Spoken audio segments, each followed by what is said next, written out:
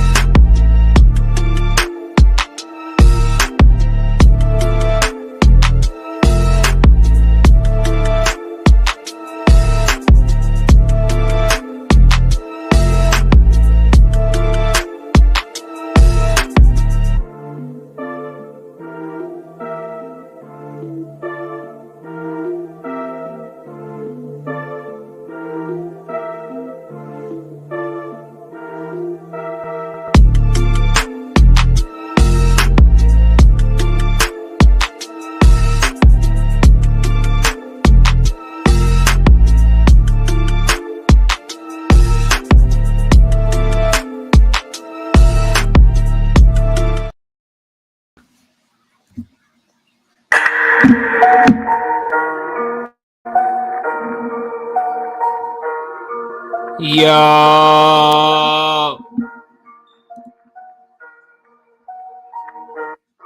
let's get it.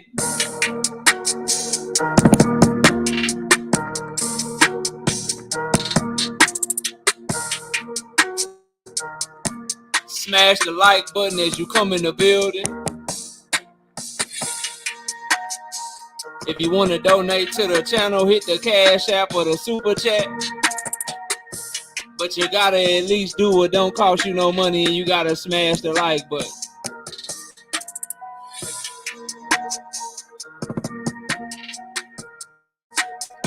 We ready to cook tonight.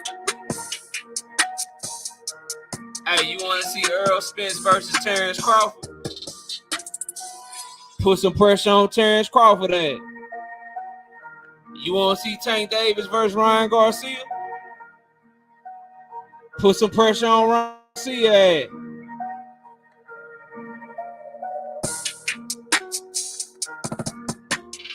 You want to see Canelo Alvarez versus Jermall Charlo? Put some pressure on Jermall Charlo, man.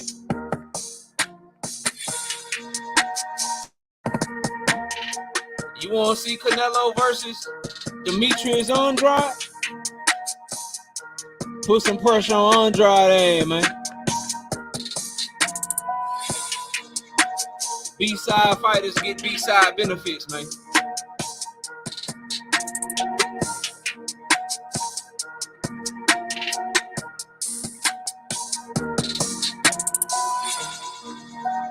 Oh, we gonna work today. And we want all the smoke. Baby, I know you listening. Will you bring me some wine, baby? I forgot to pour me some wine. Will you bring me some wine right quick? Miss Knockout, please. I really would appreciate it. I forgot to pour me a glass before we got started. I was too amped.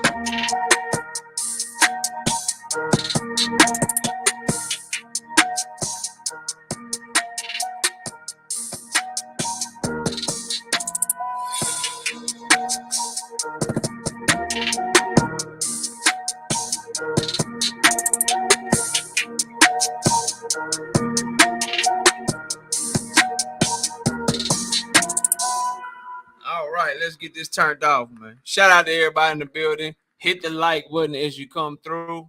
Let me get this camera going. Where my camera at, man? Where my camera at? There you go, right there. What's up with y'all, man? Salute to everybody in the building.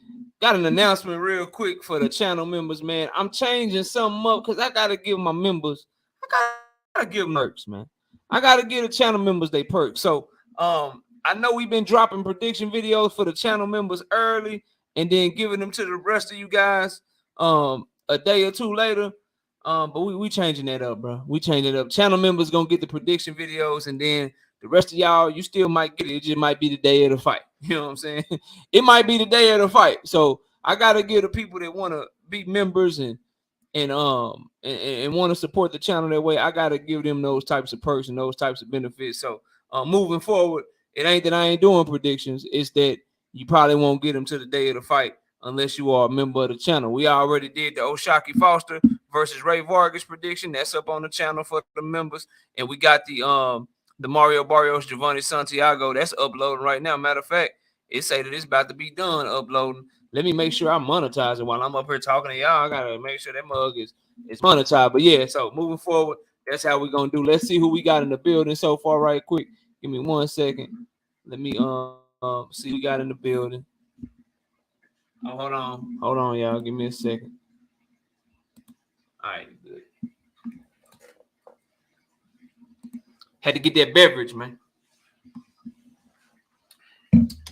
Had to get that beverage. Had to get right. All right, let's see who we got in the building. We got Marcus Lewis in the building. What up? Showtime, the guy. What up? Daryl Deloach, Thrill Hill. Karma, what's good with you? Right side in the building. What's good with the right side? William Old School. What's popping with you, William Old School? Who else we got? Miss Knockout Boxing 86 TV. What's up with it, baby? C Cool in the building. He look like an OG out there. You got the vest, got the hat. Okay, C Cool. You got the right name, bro. Omega Red. What up with it, Omega? Salute to you. TZ Frank. What's popping? Talib Cunningham. Todd Swindle. Philly Bull 91. Bad luck to your Eagles this weekend, bro. I'm wishing all bad luck to the Philadelphia Eagles this weekend, man. Real shit. Real shit. Art Karma 123. What up with it, man? Josh Sanders, hashtag TWT. What up with it, Josh Sanders? And shout out to the whole TWT gang in the building. Coach Joe, what up with it, bro? Salute to you, man. Salute to Coach Joe in the building riding out. DC Dre with it, man. Salute. PLG Ski, what's popping with you? Salute to you, man. Who else we got, bro? Who else slid up in here? Right side got the cigarettes out. He said smoke. He said you might be tripping on this one, okay? I ain't never tripped, bro. I ain't tripped yet. I ain't finna start now. Jay Chestnut, what up with it, bro? Salute to you. Dank Father, what's good, bro? Buck Fitty, what up, bro? He said, let's go, KO. You know we working today. Yo, Daddy, what's up with it, bro? Everybody smash that like button as you come in here, man. Adrian Vate, what up, bro? The Zoom verse showing love in the super chat with the $5 says peace and blessings to you and yours, KO. Peace and blessings to you too, Zoom verse. Y'all go sub to Zoom verse. And everybody in here that got a channel, man, y'all sub to them, showing some love. Help them grow. Golden, what up with it, man? Salute to you, bro. All right, who else we got, bro? Who else we got? Everybody, smash the like button as you come in here, man, and let's get this shit going. First, I gotta talk about Rolly Romero, bro. I gotta talk about the young Rolly Romero first. So, a couple of things about Rolly. He got his ass knocked out in sparring again, man. And what's damning to me, just we're gonna talk about the boxing aspect of it and just him as a shit talker. But first and foremost, the boxing aspect of it, if you go watch the film of that knockout, bro, he was making the same mistakes. They got him knocked out against Tank Davis, throwing aggressive shots, throwing an aggressive 1-2. And this time he was trying to follow up with a left hook down to the body. And old buddy, I think his name is John. I forget his last name, John Ism or Ism or something. Anyway, he caught that right hand and then rolled out on the glove. He caught that mug and shot a left hook right behind it while Rolly was trying to go down to the body with a left hook and not protect himself. Caught Rolly flush on the chin, knocked his ass out. Rolly staggered all the way back to the ropes and got his ass put out, man. And that's a sign of a horrible trainer, man. That's a sign of a horrible. You got knocked out by Tank Davis with a left hook as well. Although Tank Davis was a southpaw, and this guy that Rolly was sparring looks like he was an orthodox fighter based on the footage that I saw. You got knocked out by the same punch, doing the same thing, making the same mistake. So the same way that I'm on Teofimo Lopez senior helmet, we got to give Rolly's coach some of that credit. And we all know he was never like that and never really a good trainer anyway. But, bro, Rolly ain't gonna be, I'm telling y'all right now, Rolly ain't gonna be shit. Rolly ain't gonna be a damn thing, bro. Unless he get some trainer, man. Unless he get a new trainer. And yeah, that's what I'm saying. Zoomverse ran right into it. The same way he ran into that shit against the same way he ran into that shit against whatchamacallit, bro, against Tank. You making the same mistakes in sparring, you ain't working on shit, y'all doing the same bullshit, bro. You done for, dog. You done for. It's only a matter of time, bro. It's only a matter of time. And it's gonna be his next fight. It's gonna be his next fight. Because what also came out, Rolly got a fight, y'all. Rolly got a fight coming up. Shout out to Mr. Mechanical. He sent this to me. I looked it up, you know what I mean? And made and you know what I'm saying, based on the article he gave me, Rolly Romero about to fight Alberto Puello for Alberto Puello's 140-pound WBA championship. So Rolly is moving up off of a loss at 140 pounds, and he's moving himself into a position to where he's about to get a title shot against Alberto Puello. I don't know how you lose and get your ass starched and knocked out and moved up a weight class and you get an automatic shot at the champion. But his daddy, Rolly Daddy, and them, bro, his daddy, Al Heyman, Floyd Mayweather, bro, they don't love Rolly, bro. They don't love Rolly. They ain't got no love for Rolly, bro. They selling him, man. They selling him. Puello is a skilled southpaw, can fight. He got a nasty left hook, too. He's slick. And he done proven to be durable. In his last fight, I think the dude's name was Ahmed, the same dude that fought Mario Barrios, and a lot of people felt like Barrios lost that fight. Is it Murtazaliev? Ahmed, that shit, it's gonna make me, I'm gonna have to look it up, bro. I don't like not knowing shit, y'all. I don't like not knowing shit, bro.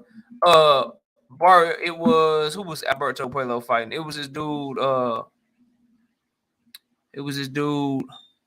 Akhmadov. Yeah, Akhmadov. So Alberto Puello just fought Akhmadov for that vacant belt at 140 pounds, and he beat him. And now Rolly about to fight him. This is being reported by both BoxingScene.com. You can find it on Boxing News 24 and ESPN. Also has an article on it. And they're saying that what's up with it? Tay, I see Morloni is 76 in the building. Robert Singleton, what up, bro?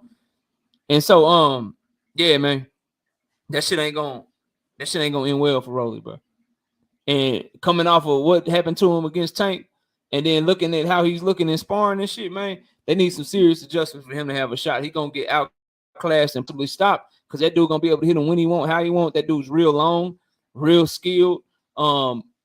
Out of the Dominican Republic, and he throws very, very crisp shots.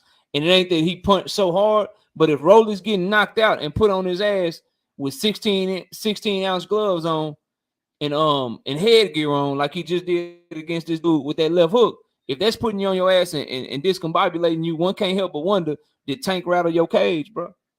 One can't help but wonder, did Tank Davis rattle your cage, man?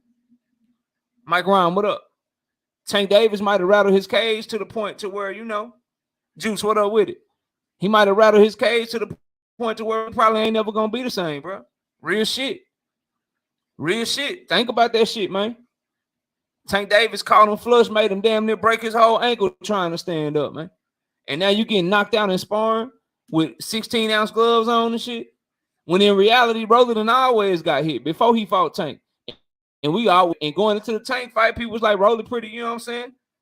He pretty durable. He can take a shot. Because it ain't like when he was fighting,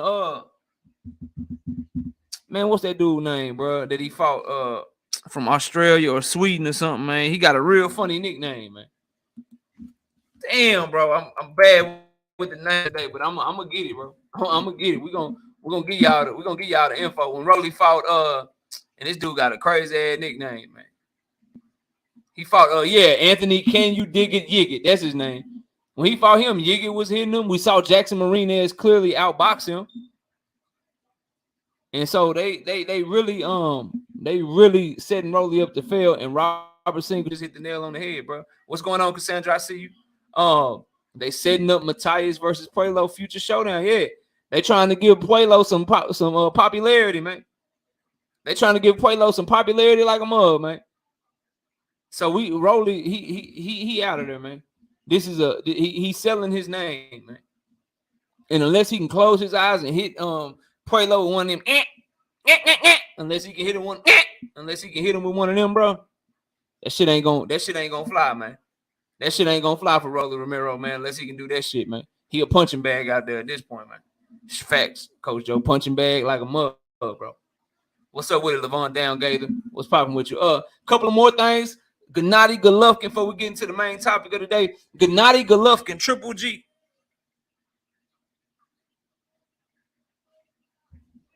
Gennady Golovkin, Triple G, is about to fight.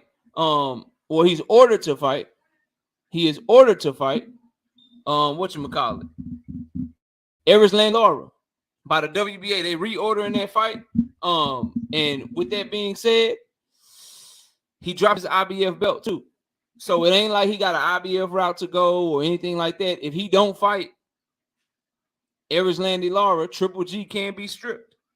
He can be stripped. So that was some pretty moves in the middleweight division. Looks like we're about to get some movement in the middleweight division. Somebody's about to fight for that vacant IBF belt that Rolly Romero just gave up. That he just not Rolly Romero, that Triple G just gave up. And they're going to make him fight Lara, and he's gonna have to go with that WBA too. So finally, Triple G is either gonna have to get down or he's gonna have to lay down. What's going on, Matthew Bishop? I see you. Whatchamacallit? What's up with it, man?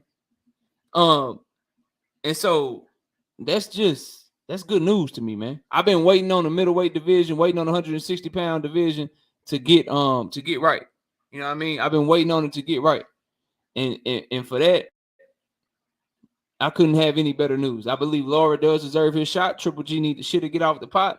And now we're in a position to where we can start getting some unifications. Younger guys can get their shot at the title. I want to see what Carlos Adames is going to be able to do. I'm not sure what the IBF rankings are looking like. Let's look at them real quick. See what the IBF rankings are looking like to see who can fight for that belt that the homie Triple G just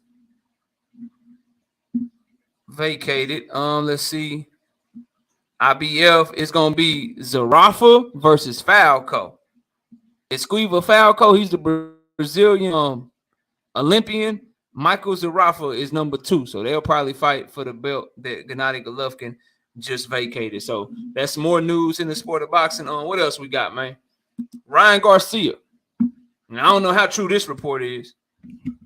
I have no clue how true this report is, but Ryan Garcia, according to reports, is planning to fight Regis Prograis if his fight with Tank Davis collapses.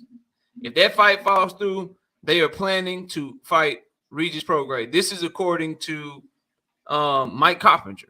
Now, we know Mike Coppinger is right sometimes, and sometimes he's wrong. And Mike Coppinger said this. He said, I do know that Golden Boy has already reached out to Regis Prograis' team for a fight at 140 pounds for Prograis' WBC light welterweight title. So according to this report, he is fighting Regis Prograis if the fight with Tank Davis falls through, bro. Is it a duck? That's a tough question, dang father. That's a tough question because can you really duck Tank to fight Regis? It's a dangerous ass fight. That's a dangerous ass fight. It all depends, right? If it falls through because it's Tank's fault, then yeah, bro. Then I wouldn't say it's a duck. But if it falls through because Ryan, after all this negotiating and all that talking shit, decides to fight Regis anyway, and Golden Boy is sticking to shit that they sticking to, and we're gonna get to it when we got the main topic today. If that's the reason that it falls through, then yeah, you gotta call Ryan Garcia a duck, bro. You have to. This is the fight. Like we gotta start holding these dudes accountable, man. You've been claiming this the fight you want. Your team been claiming that this is the fight that y'all want, and then you mess up the negotiations. If this is true, if this is what happens, you mess up the negotiations, asking for some shit you have no business asking for, and then you go fight Regis. Still a great fight, but if you pulling out of negotiations based on some shit that you asking for that you know B-side fighters ain't supposed to be asking for, then shit, bro, you ducking. It's a duck to me. That's a duck to me. Like I don't see how it cannot be a duck. If you're gonna fight, if you gonna do all of this and claim that the fight is done, claim that that's the fight you really want, and then it fall through because of some shit that you did, then bro, we calling it a duck. We gotta stay consistent with it, bro. We gotta. Jason Meade said, but moving up to fight for a belt ain't a duck. It is when you claim that you want to fight. You claim you want to fight Tank Davis. It is when you say that everything that you've worked to this point has all been, I need Tank Davis. This is the fight for my legacy. This is the biggest fight I can have. And then you have an opportunity to have that fight and do something else. Yeah, bro. Yeah, that's what we calling it. That's what we calling it. What's up with it, TJ? I see you. What's good with you? DJ with the $5 in the super chat says, shout out to Rolly and Mayweather Promotions for getting the title shot after getting KO'd in his last fight. Yeah, bro. Yeah, bro. That's crazy. Y'all let me send this text real quick. Give me a second.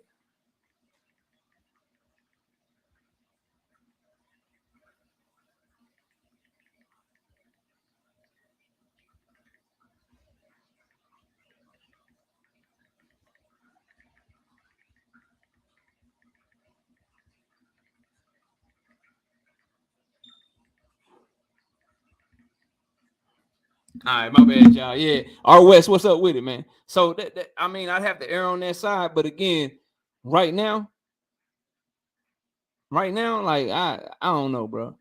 I gotta see why the fight fall through. If it don't fall through, I think they just using that shit as some sort of leverage. Because you notice Regis said that he'll step in and fight Tank. Regis said he'll step in and fight Tank, and so now I can see Ryan Garcia and his team putting out the news that they talking to Regis to try to act like they got an option over there and to try to take a play away from Tank. I think it's just a negotiation tactic, to be real with y'all. I don't think that shit real, bro. I don't think that shit real. You're going to get more money fighting Tank. It's a bigger name fighting Tank.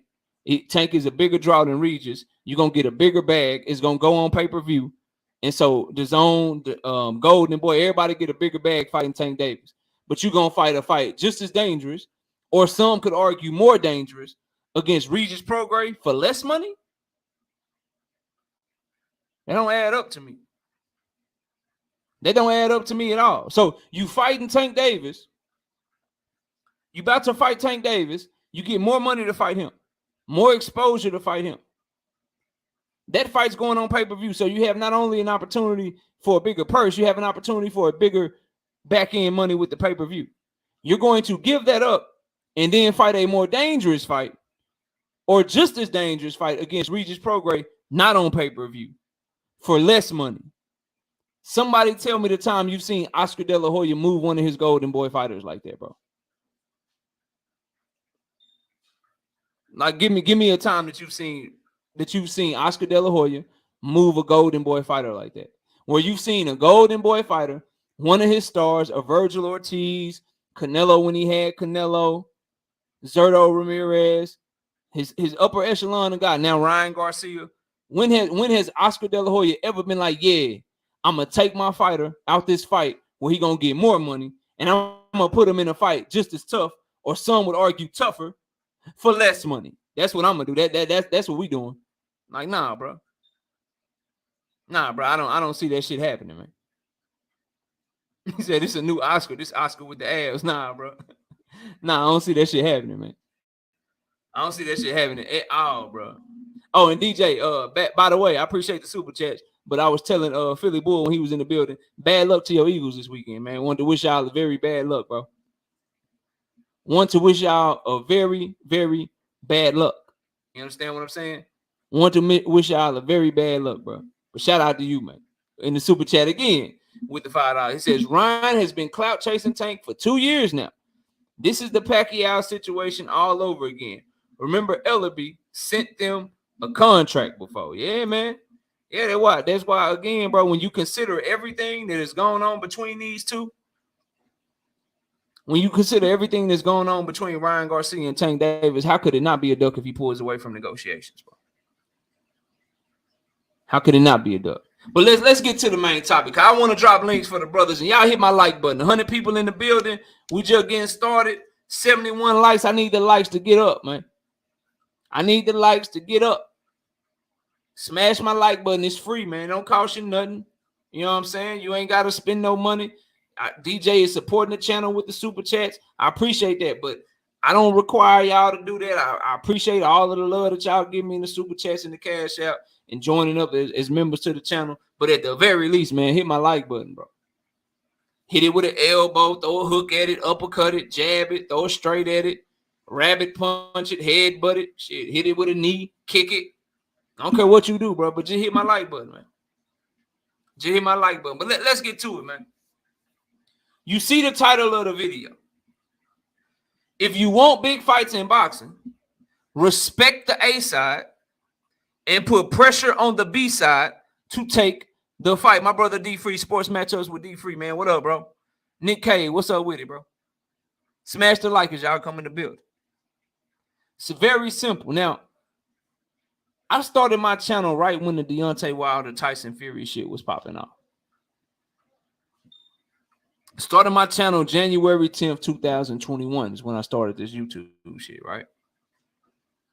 And from the time I've started this channel, I've noticed this, but it's getting out of hand to the point to where it's costing us fights. And I see a lot of fight fans putting onus and putting blame on the wrong people, bro. What up with it, Warriors Boxing? I see you. I see them doing that shit, man.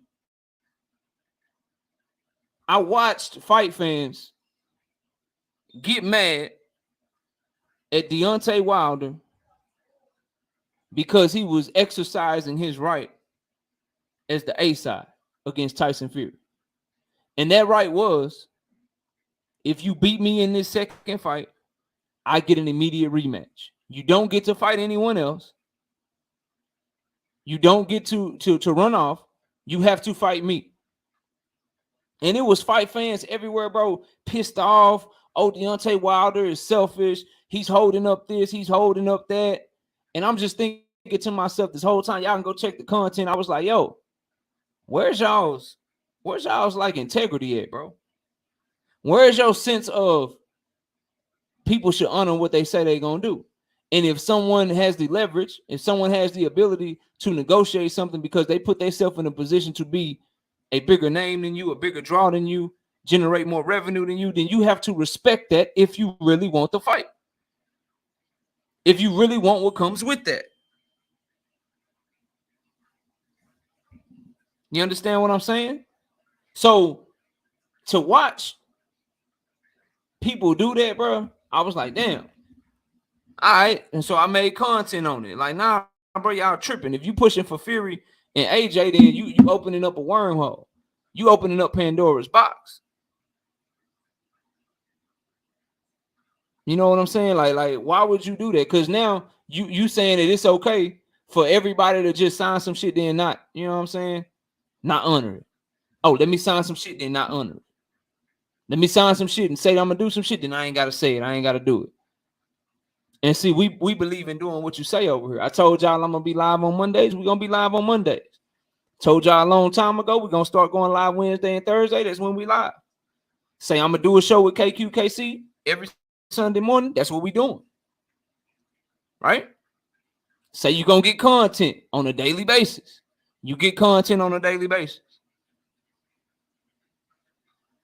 That's how we do. You understand what I'm saying? That's what we do. So for me,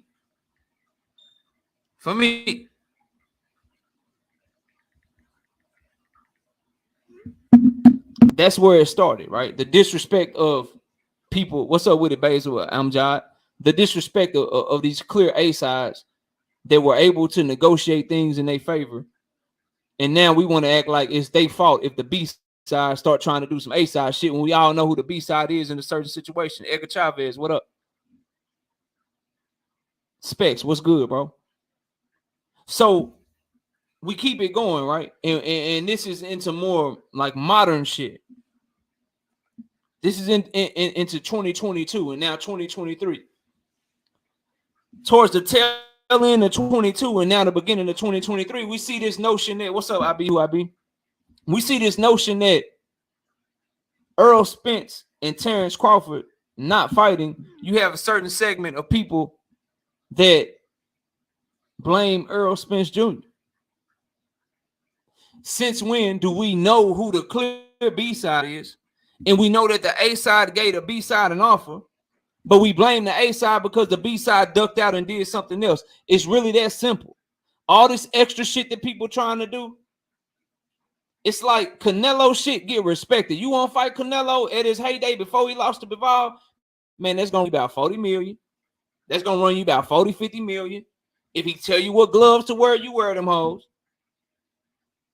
He going to run your promoter about 40, 50 million if he got to come to your platform. One-way rematch clause, he need that shit for sure. You know what I'm talking about? The ability to have an opponent that he pick in case your dude get hurt, he gonna need that shit in the contract. Shit. What else? Oh, his Hennessy sponsorship. You might have somebody that you do your liquor with. You might be sponsored by Crown Royal. You might be messing with Grey Goose or something. But Canelo messes with Hennessy. So if he come in a fight, y'all gonna put Hennessy on the motherfucking ring. Because that's Canelo Alvarez and he the A side. And if you don't take it, that's on you. If you Caleb Plant and you don't take it, that's on you, bro. If you Callum Smith, Billy Joe Saunders, and you don't take it, and you start complaining and all that shit, that's on you. You crying and shit. Take the fight. What were we saying about Billy Joe? Oh, man, Canelo the ring. He want the ring. We just asking for the ring. What everybody tell Billy Joe do? Man, shut your ass up, bro. That's Canelo. You don't believe in yourself? Why you crying about the ring and shit? He the A side, bro. Go make that shit happen if you're going to beat him. But when it comes to certain fighters, specifically Deontay Wilder, Errol Spence Jr., Gervonta Tank Davis, now the A side don't mean shit no more. Now we don't want to put pressure on the people that we should put pressure on. Right? And the hypocrisy of this shit, man. The hypocrisy of Golden Boy / the Zone to even ask for this shit that they asking for with Tank Davis and Ryan Garcia. The audacity of it, and we gonna get into it, but we still on the Errol Spence shit. So when you are looking at boxing as a business, and you looking at boxing, you done cover boxing, or you done follow boxing throughout its entirety, why is it that fight fans and some promoters and some people that are doing business and some analysts and some people with channels and shit, how come all of a sudden they act like the rules that boxing has abided by this entire time don't apply anymore just because they may or may not like a fighter? Just because they may want to push a certain narrative on a certain fighter. Now, all of a sudden, when it comes to fighters such as Errol Spence or Tank Davis, their A side isn't respected. They're asked to give more, give more, give more. Concede more, concede more, concede more, compromise more. At what point do we look at the person that is supposed to want to be great too? These dudes supposed to want to be great too. Like, doesn't Terence Crawford want to be undisputed as well? Weren't Terence Crawford and Errol Spence offered the same structure of deal? Yeah, Errol was offered more money, but that's because he the A side, bro. But weren't they both offered, hey, y'all got to sell the fight. Neither one of y'all get no guarantee. Y'all ready to get it popping? The A side said yes. The B side said no. And some of you guys blame the B side. I mean, the A side, bro. How does that make sense? There was a time when Oscar was the A side, when Floyd was the A side, when Manny was the A side. If you want to fight them, you do what it takes to make that fight. But since Floyd Mayweather done came and went, I haven't seen a fighter that looks like him be respected in the A-side manner the way that they should. When it's Canelo, you respect it. Even Anthony Joshua, and this is to the hypocrisy, right? And this is what we really want to get to, this Tank Davis, Ryan Garcia shit. In case you ain't caught up, let me catch y'all up. We will be dropping a link in a minute for anybody that won't smoke. Ryan Garcia, Tank Davis, they at an impasse right now. They ain't going right now. Like right now, The damn negotiations not going good. The main thing that's the hold up is there's a one-way rematch clause. The main thing that's a hold up is that Oscar De La Hoya and his team, they cool with the one-way rematch clause for Tank Davis, meaning if Tank Davis get his ass whooped, then Tank Davis can get a rematch. But if Ryan Garcia get his ass whooped, Ryan Garcia don't get no rematch. What they're asking for, what up, KQ, the OG in the building, fire ass show today, KQ. But if Tank Davis takes his rematch with Ryan Garcia, with Oscar De La Hoya, what Golden Boy, what they're asking for is for Ryan Garcia to be the A side in the rematch, meaning that specifically they want DAZN to broadcast it. I have my brothers such as Dub Right Side, bro. My brother Key from Everything Boxing. They don't see nothing wrong with that. They telling me I'm tripping. I'm telling them they tripping. Asante L, what up? Big Ray, what's good? And I'm going to explain to y'all while I'm on the side that I'm on. And if it don't make sense to you, y'all know we drop links. It's cool. Like, we ain't got to agree on everything, but y'all know how we rocking. Like, you ain't going to be able to deny the logic. You ain't going to be able to deny it. But here's the hypocrisy of that shit, man. And here's why that shit don't make no sense. Let's talk about why it's hypocritical from the standpoint of DAZN. And then we'll talk about how it's hypocritical from the standpoint of Oscar De La Hoya and Golden Boy. Business Leon Robinson, what's up? Nitty G, what up? So, DAZN, in 2019 DAZN put on the show with a PBC fighter. DAZN had the clear A side. Clear A side. When the boxer, the destructive puncher, the power puncher, formerly known as Anthony Joshua, came to America, came to Madison Square Garden, and took on Andy Ruiz Jr. Andy Ruiz Jr. knocked Anthony Joshua ass down multiple times in that first fight. Beat his ass. Did him all the way dirty. I agree, Kwee, and that's what we get into. How do you get the fight? You get the fight by asking people to do what you're supposed to do to make the fight. If your ass is the B side, bro. A1 Hoops on, what up? So Anthony Joshua fights Andy Ruiz in their first fight. Andy Ruiz knocks his ass down multiple times, stops Anthony Joshua, basically makes Anthony Joshua quit in the corner.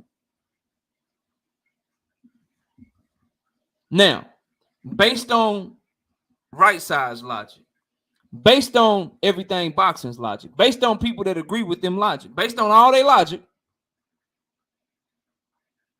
that means that Andy Ruiz was the A side in the rematch, right? A1 Hoops on live tonight. Y'all go check him out. For Kyrie Irving's debut. Mac of the South, what up?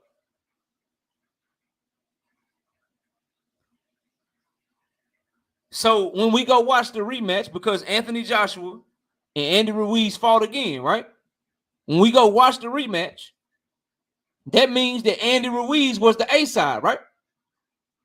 That means that when we go watch that rematch between Anthony Joshua and Andy Ruiz, since Andy Ruiz won, that made him the A side. So DAZN was willing to give up broadcasting the second fight.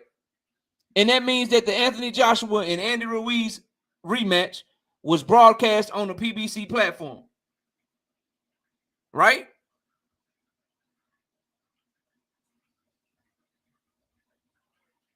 What's up, Marquis? I see you.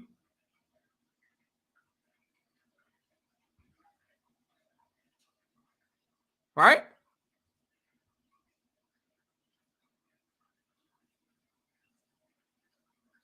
I'm just asking.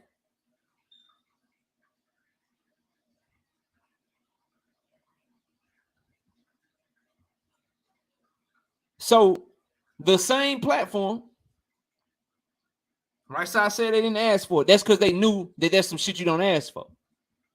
When you were the B side, that is a term that you ask for when you don't want to make the fight.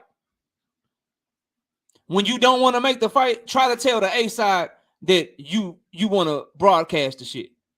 If you don't want to make a fight with Floyd Mayweather, when Floyd Mayweather was on Showtime, tell Floyd Mayweather he had to go fight on another platform and see how quick that fight get not made. If you don't want to make a fight with Canelo, tell Canelo that he can't have what he asking for and see if that fight get made. But with Floyd and Canelo, we put pressure on the people that was asking for that bullshit. But with Tank Davis and Errol Spence, we put pressure on them because the person that's trying to fight them is asking for some shit that, number one, ain't nobody ever asked for, and number two, wouldn't nobody fucking agree to, bro. And this ain't no different platform. This ain't ancient history. These are the same two platforms, DAZN, PBC. When DAZN had the A-side fighter, no way in hell were they giving that up just because Anthony Joshua lost. They broadcast the shit out that rematch, bro. They broadcast the shit out of it, fam. Like, I don't understand what we talking about when we had these conversations. Moving forward, though. So that's why DAZN is even bullshitting asking for that shit. You know how this shit go. This shit been going like this for 30, 40, 50 years, bro. I'll just throw little historical shit in there. Mike Tyson got his ass whooped by Evander Holyfield in the first fight. Anybody want to let the people know who was the A-side in their second fight? Because since Evander Holyfield won, that means he should have been the A-side in their second fight. So when Evander Holyfield put hands on Mike Tyson in their first fight, who was the A-side in their second fight?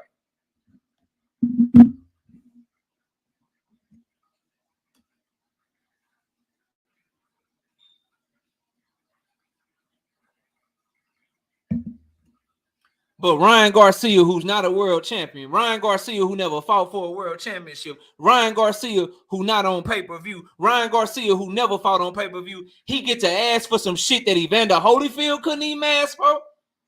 You know, the former undisputed cruiserweight champion of the world who beat Mike Tyson to become a heavyweight champion of the world, far more popular, far more accomplished, far better resume. Ryan Garcia is right in asking for some shit that Evander Holyfield couldn't even ask for. And we criticize Tank Davis or PBC or Al Heyman because Ryan Garcia is asking for some shit that fighters before him, when they was the B-side, knew that they wasn't gonna ask for, bro. It doesn't matter, right side. All you have to do is be bigger than the person. You sound like Terence Crawford fans, bro, and you know it's no disrespect. You sound like them when they say Errol Spence ain't bigger than Floyd Mayweather. Bro, you're not comparing Tank to Tyson. Tank isn't fighting Mike Tyson. The comparison is Tank to motherfucking Ryan Garcia.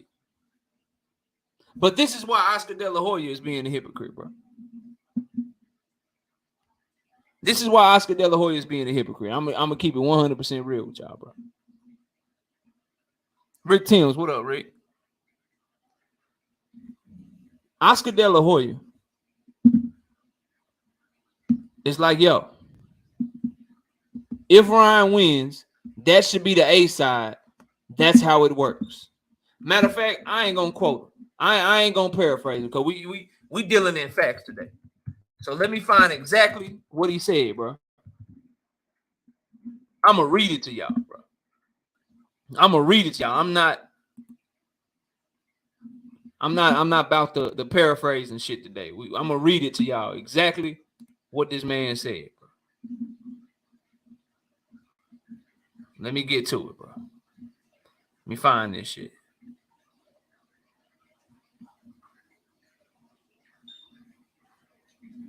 All right. So here's a couple things. We Golden Boy have agreed to have Showtime take the lead, and it's only fair the zone takes the lead in the second fight if only Ryan wins. And I'm trying to get to. All right, here we go.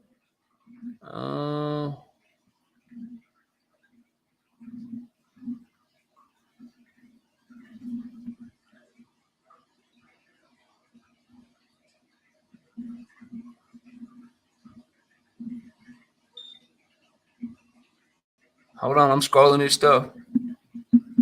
All right, when Ryan wins, believe me, Tank will want a rematch, and Ryan should be the A side.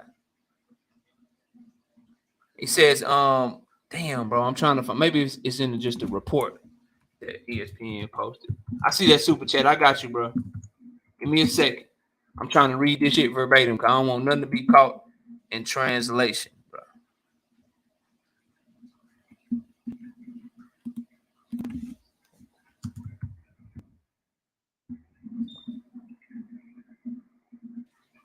All right, here we go. Let me see if this is it, bro. What up, Gertz? I see you. All right, here we go. Yeah. He says, we're literally down the 1 yard line. What's holding everything up is the rematch clause. It's only fair if Ryan wins and our side controls everything as the A side. That is just the way it always has been. It's common sense. Whoever wins is the A side. That's the bottom line. I'm going to read it to y'all again. I'm going to expose him and let y'all know why that's complete bullshit and why he being a hypocrite, bro. And if you siding with the shit, you might need to change your way of thinking because that ain't how shit works. Again, he said it's only fair if Ryan wins, then our side controls everything as the A side. This is just the way it has always been. It's common sense. Whoever wins is the A side. That's the bottom line. We're not reinventing the wheel here. He's lying, bro. He is trying to reinvent the wheel. Shout out to a Brazilian dad coming back, showing major love in that super chat. He say, why ain't it ain't post up? Hold on. There you go. With the $20 in super chat says tapping in from the Bay. Respect to you, Brazilian dad. This is why that's bullshit, bro. And coming from him specifically just makes it even worse. Because I remember, bro. Straight up and down. Shane Mosley whooped Oscar De La Hoya ass in their first fight. And if it has always been that way, if you win, that should make you the A side. Can somebody in the chat that's capping for this Oscar De La Hoya point of view, can you explain to me why Shane Mosley wasn't the A side in a rematch with Oscar De La Hoya? Mark West, what up? Explain that to me. Anyone that's riding for this train of thought, if you believe and you think that Oscar is telling the truth,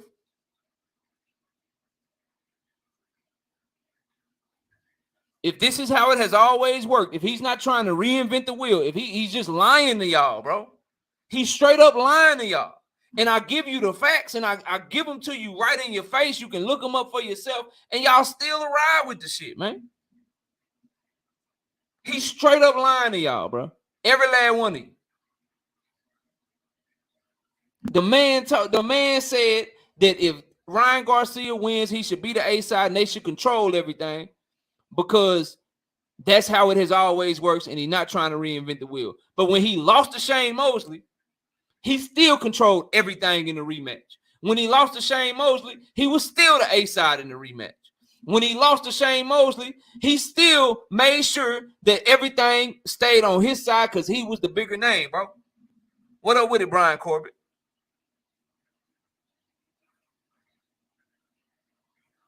Come on, bro.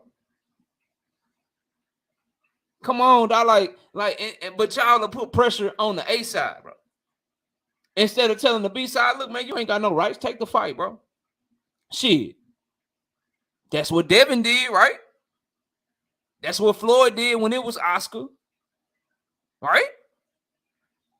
That's what Holyfield did when it was Mike. That's what Earl did when he went to go see Kell Brook. That's what Earl did when he went to go see Kell Brook. But now somehow it's different, though. Now somehow that shit don't apply no more. Now all of a sudden it's on the A side to be the one to compromise. Nah, bro, if that's what you're doing, you part of the problem. You blocking the fight your damn self while accusing me for blocking the fight just because I know what the hell going on, bro. Just because I know how shit should go. Just because I know what's bullshit and what's not. Just because I know who's lying and who's telling the truth. Oscar De La Hoya flat out lied to y'all, and I just proved it. But some of you still ignore it. It still don't matter to you. Tank should just give in. No, bro. No, bro. It's on Ryan and them to make this fight. It's on Ryan and them to quit asking for shit that they knew that they wouldn't agree to themselves. The Zone asked for some shit that they wasn't willing to give PBC. And PBC didn't even ask for Ruiz to be the fucking A side because they knew that him beating Anthony Joshua would not make him the A side, bro. Simply winning doesn't make you the A side. If simply winning made you the A side, then Triple G would have been the A side over Canelo Alvarez because he had never lost before. The first time he fought Canelo Alvarez. Canelo had lost already.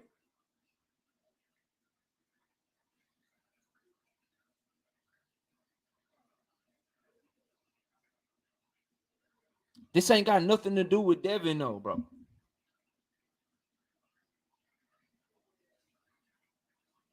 This ain't got nothing to do with Devin, though, bro. These dudes, we as fans need to quit trying to put the onus on the wrong people, bro. Boxing fans are becoming disingenuous, bro. Boxing fans are becoming like people that don't have integrity, dog. Boxing fans are becoming people that really just prefer to be right than to actually get the fight. That's what's happening. You can see Oscar De La Hoya full of shit. You can see the Zone is full of shit. You can see that nothing they asking for makes sense based on any prior business deal or anything that's ever happened in boxing. We can see in boxing that winning and losing don't make you the A side. We know for a fact that what makes you the A side in boxing is the revenue that you generate. We know that, bro. Everyone knows that shit. But for some reason, when it comes to certain fighters, people want to forget that that's the rules that we play by. People want to forget that that's how shit is always gone. And that shit ain't right, bro. Like, that shit makes no sense. If that's what you pushing, you don't want to see the fight, bro. Because if you want to see the fight, you be on Ryan Hellman like I am. It ain't because I'm a Tank fan. It's because I know what keeps us from getting fights.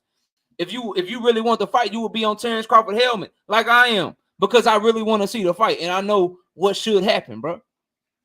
I don't care nothing about, no undisputed at 140, bro. If motherfucking Floyd Mayweather can take a back seat, bro. If Evander Holyfield can take a back seat with all the wars and all the fights he gave us, bro. If Sugar Shane Mosley can take a back seat, then I'm damn sure not about to cap for Ryan to get no extra motherfucking leverage, bro. What we talking about? I ain't finna like Shane Mosley got to take a back seat, but Ryan Garcia get to dictate some shit, huh? Shane Mosley got to take a back seat with his multiple weight champ ass, with his Hall of Fame career having ass. He got to take a back seat because he the clear B-side, but Ryan, the clear B-side, get the ass for some shit, and we put the onus on Tank to go make that shit happen, even though we know he asking for some bullshit that he shouldn't be asking for. The fuck out of here, dog. Like, what are we talking about, bro?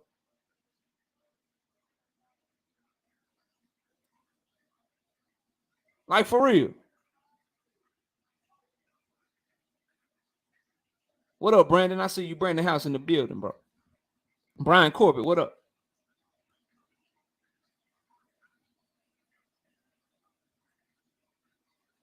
Like, if you want fights, bro, the title is very simple. If you want fights, the title is very simple. Put the pressure on the person that it belong on, bro. That's what you need to do. Put the pressure where it belongs. And when it come to Errol Spence versus Terence Crawford, the pressure belong on Crawford, bro. When it come to Tank Davis versus Ryan Garcia, the pressure belong on Ryan, bro. It ain't hard, dog. It ain't hard. Now, as we always say when we get done, somebody come up here and tell me what motherfucking lie I just told, man. Panel open.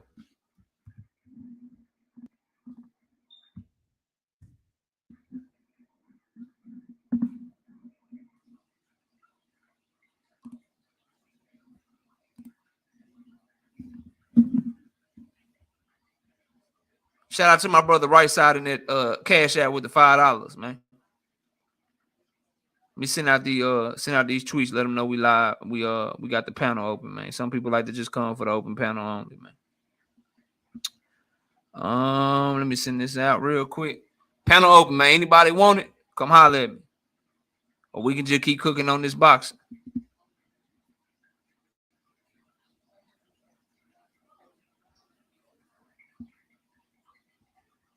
One second. Send this out.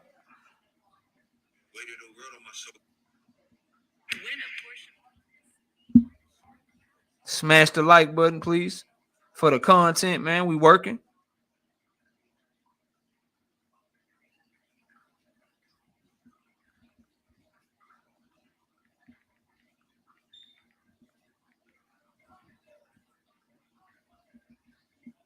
And let me post it again on YouTube, bro.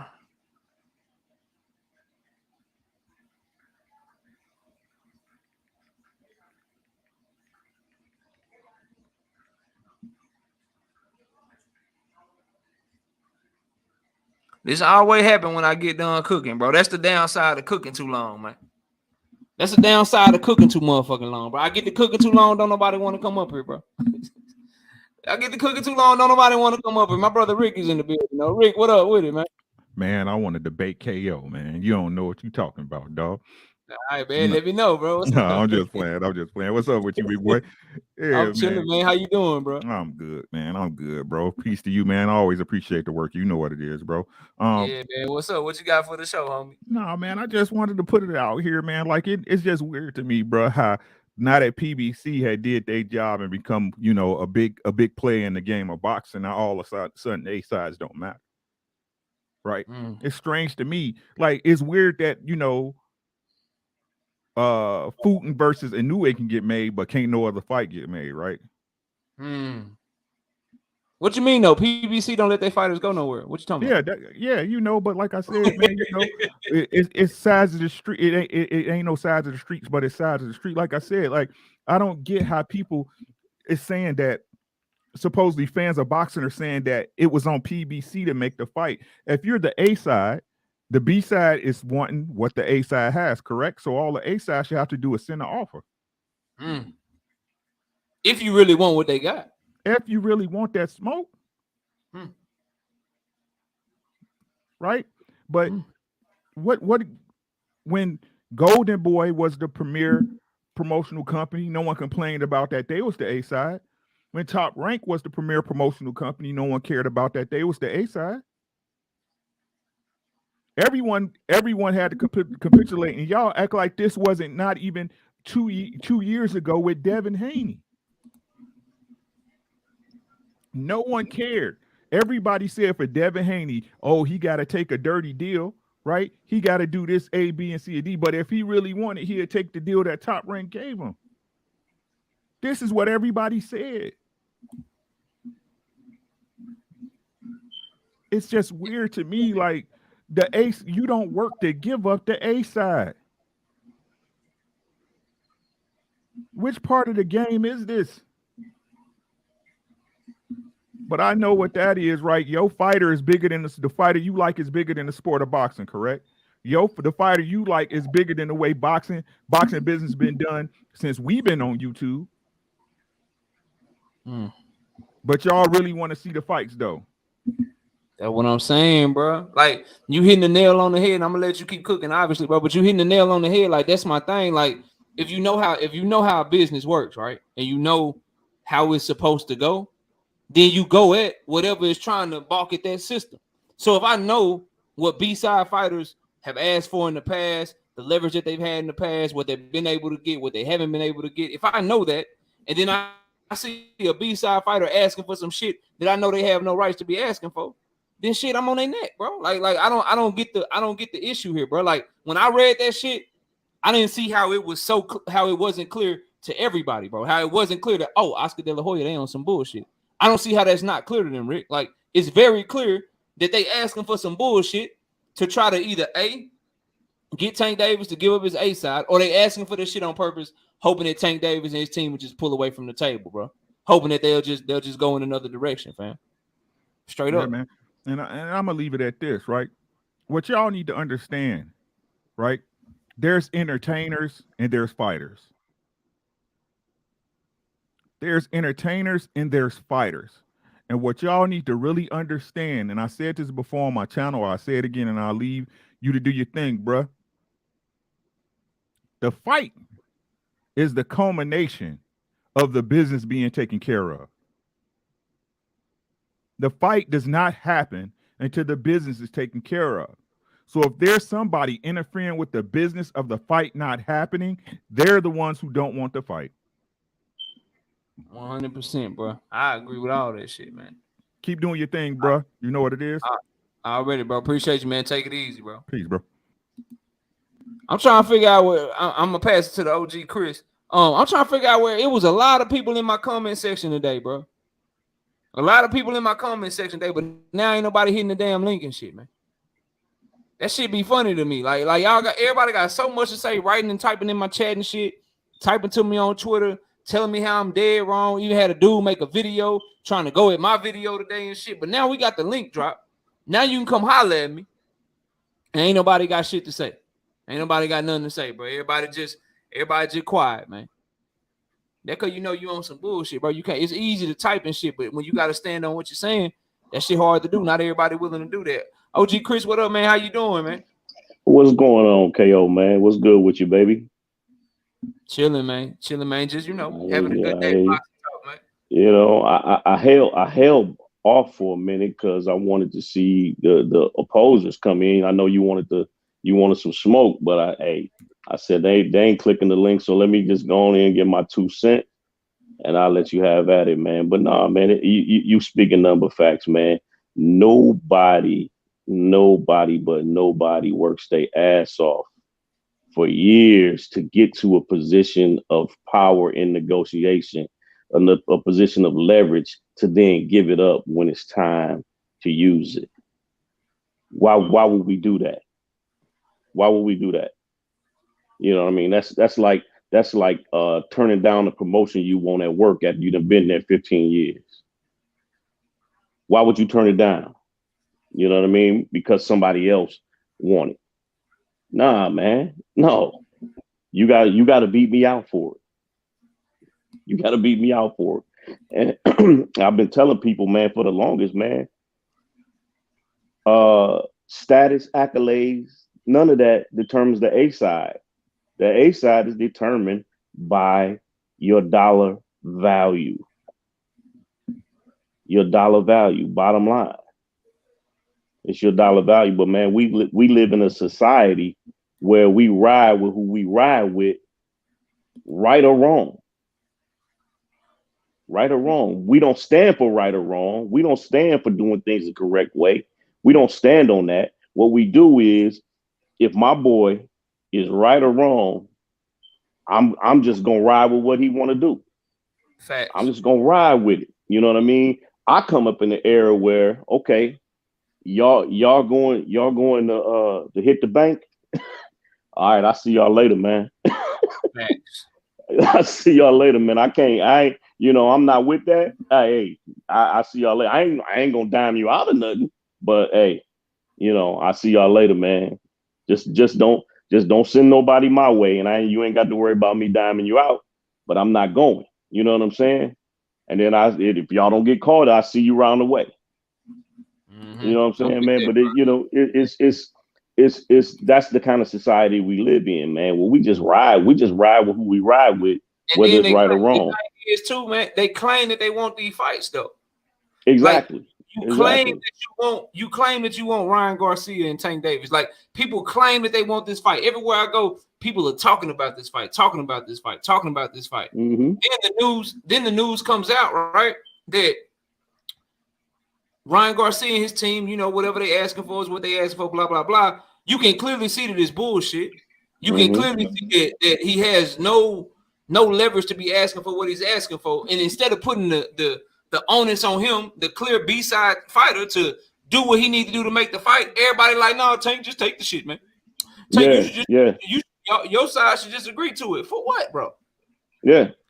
Exactly. For what? But when it comes to, and I respect this shit, but when it comes to Canelo, everybody want to respect this shit, bro. Even when it comes to guys like Anthony Joshua, everybody want to respect his shit. But for some reason, specifically in 2022 and 2023, and since I started this channel, specifically Errol Spence and fucking Gervonta Tank Davis, bro, they the only A sides I've never seen in the history of boxing. They got to go through and do all this extra shit to try to get the fight that they want. When the B side can just be asking for shit like they got any kind of leverage, and then you blame Errol Spence or you blame Tank Davis when the B side is on bullshit, bro. I don't understand. I never will, dog. I don't get it either. Well, I do, but I respect your channel enough to not really go into that. I respect you enough.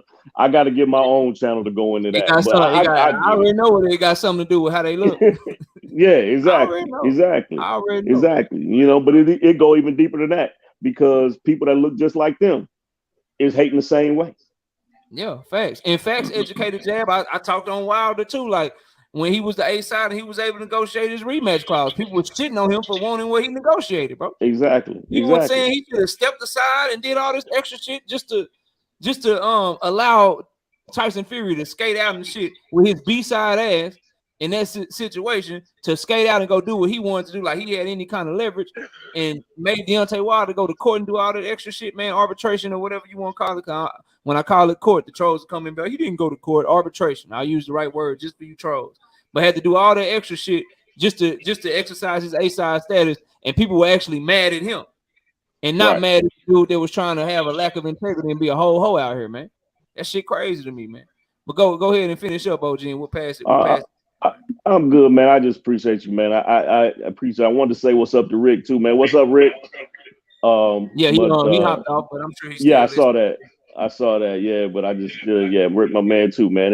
It's panels like this, man, that I like, man, where that give you a space to give your own thoughts, man, rather than trying to fit it in 250 characters in the chat. You know what I'm saying? And that's a super chat. So. You know, I just appreciate it, man. I'm gonna let you go. I'm gonna still be listening, man. I'm about to get on my treadmill and give me a couple miles in. Get that work in, man. Shout out to you, Robert Singleton. Robert Singleton in the chat, loving your hoodie right now. He a huge Michigan Wolverines fan. Yes, sir. Go blue. Already. We will be at it next year. We'll be right back at it next year. All right, man. I'll see you next time. And also go Cowboys. Yeah, we be back. We be back, man. Yes, sir. Yes, sir. I've been lifelong Cowboy fan. Yes, sir. I'll holler at you, man. All right, bro. All right, peace. Drink more water. What up, bro? Talk to me. Yeah, what up, bro? I'm chilling, man. Chilling, just having a good old boxing conversation. What you got for the show, bro? I'm chilling. I ain't even jumping for that. Hey, real quick, RP 1126. You got some static coming back, bro. You got to turn your YouTube off because there's a lot of static coming back from you. Go ahead, Drink. I'm gonna mute you, RP 112. I'm gonna mute you, and then I'll have you come off mute when it's your turn to get cooking. Go ahead, Drink. Yeah. To Chris' point, he said, you don't fight your whole career to give up the A side when you finally get to the biggest fight. Well, I say you don't fight your whole career to get to your biggest fights and be told to fight on a prayer. But that's not what I got on here for, man. I be betting, man. So I need somebody to talk me out of going heavy on Tony Harrison, man. I see these early odds opened up at plus 172 for Tony, man. I'm looking at this fight like Devin versus George Kambosos, bro. I don't do my I get all that. My prediction, but what I say about that is when you got a pressure fighter like Tim Tszyu with a real good gas tank and some good power and some good counterpunch ability while coming forward, you always got to worry about Tony Harrison, who's a superior boxer, but we know he gas in fights and we know his chin is suspect.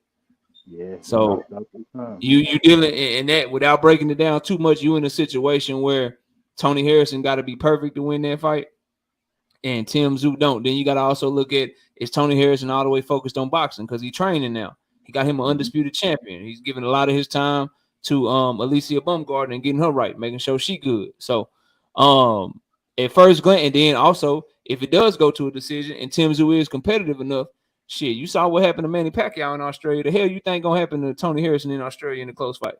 So he probably in a situation like Devin where he got to do what Devin did to Kambosos. He probably going to a situation where he got to wash Tim Tszyu. Yeah, that's how I'm looking. He gonna have to watch. Who the fuck is Tim Tszyu? Who he beat?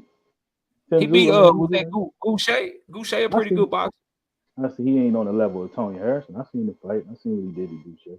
Yeah, now Tony Sharp, now he ain't on his level. But remember, ever since that Charlo lost, Tony got a bad draw against Perella that people felt like he lost.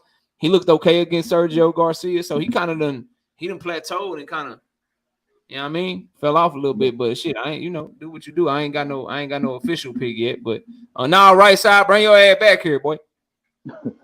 Bring your ass back here, right side. Don't you go nowhere. Yeah, that draw he fought, I believe he was dealing with his father that just passed away in that fight, right? It's boxing, the results are the results, but still you got to take that into account. But he looked phenomenal against what's the last guy? The guy he beat Sergio. Sergio on who was it? Lubin and what card was that? Lubin and it was Lubin and Fundora. Yeah, Fundora. Okay. Yeah, he looked. Mm-hmm. I'm just looking at Tim Tszyu like, who Tim Tszyu beat? I don't understand why he's such a heavy favorite, man. Versus somebody like Tony, who we've seen beat. I mean, again, the results, he got knocked out, but we've seen him outboxing Charlo. So I don't know, man. I think I'm going to jump out there, bro. Mighty well, bro. I ain't here to stop you, man. RP 122 1126. What up? All right. Why you get this shit together? I'm jumping off, bro. That's all I want. All right, bro. I'll let you drink. Take it easy, bro. RP 1126, you there? Yeah, what's up, bro? What up, bro? What I gotta call. You sound like R2D2, like I'm talking to Star Wars or something, man. You go by something else, man. I'm just gonna call you RP, bro. How about that? Right. Yeah, there you go. What you got for the show, man? Man, like I say, man, I'll be tuning in. Shout out to you, man. You keep the facts, and that's what it's all about, you know. And like I say, man, it's crazy how things just come to the light. Like they say, keep your fingers crossed for the Gervonta Davis Ryan Garcia fight. They was because you know how Ryan always backing out of fights anyways. So it's just the facts, you know what I mean? That's all it is. Yeah, man. I mean, at the end of the day, bro, I've always thought Tank Davis and this team should keep a backup plan. And now that we see what's holding up the fight right now, bro, I'm gonna tell y'all right now, bro, and people ain't gonna like it, especially people that disagree with me. What's up, Bruce Gas? Boxing Jazz, and more salute to the OG Bruce. Y'all go sub to his channel. If this is something that's gonna be a sticking point that they continue to push for on Ryan Garcia's side, this fight ain't gonna get made. It's gonna fall through, bro. Because ain't nobody agreeing to this shit. It's gonna fall through. Shit. They need to, you know. Shit. And if not, what do you think? If it don't fall through, they could probably get some more money. Maybe get a bigger split of the pay-per-view bag, but they is not gonna allow them to be the ones to broadcast the fight and take all the pay-per-view revenue and all the TV revenue when Tank Davis is still clearly be the bigger name, win or lose, bro. No one's doing that shit, man. Right. So if it don't fall through, right? Who you think Tank should fight if it doesn't fall through? D Lucky, what up? If the fight does fall through and he don't fight Ryan, I love to see him fight. Assuming Devin Haney is not available because he fighting Loma.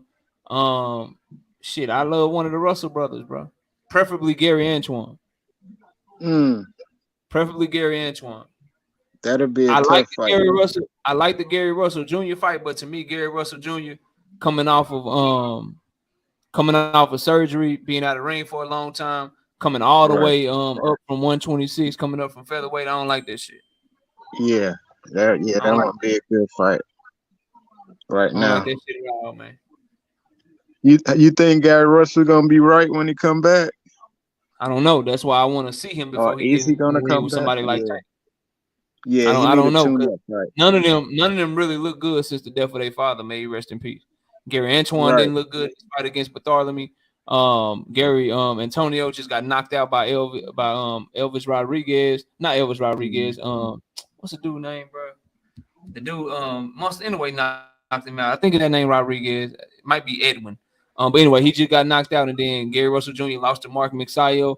They've been taking a lot of L's, man.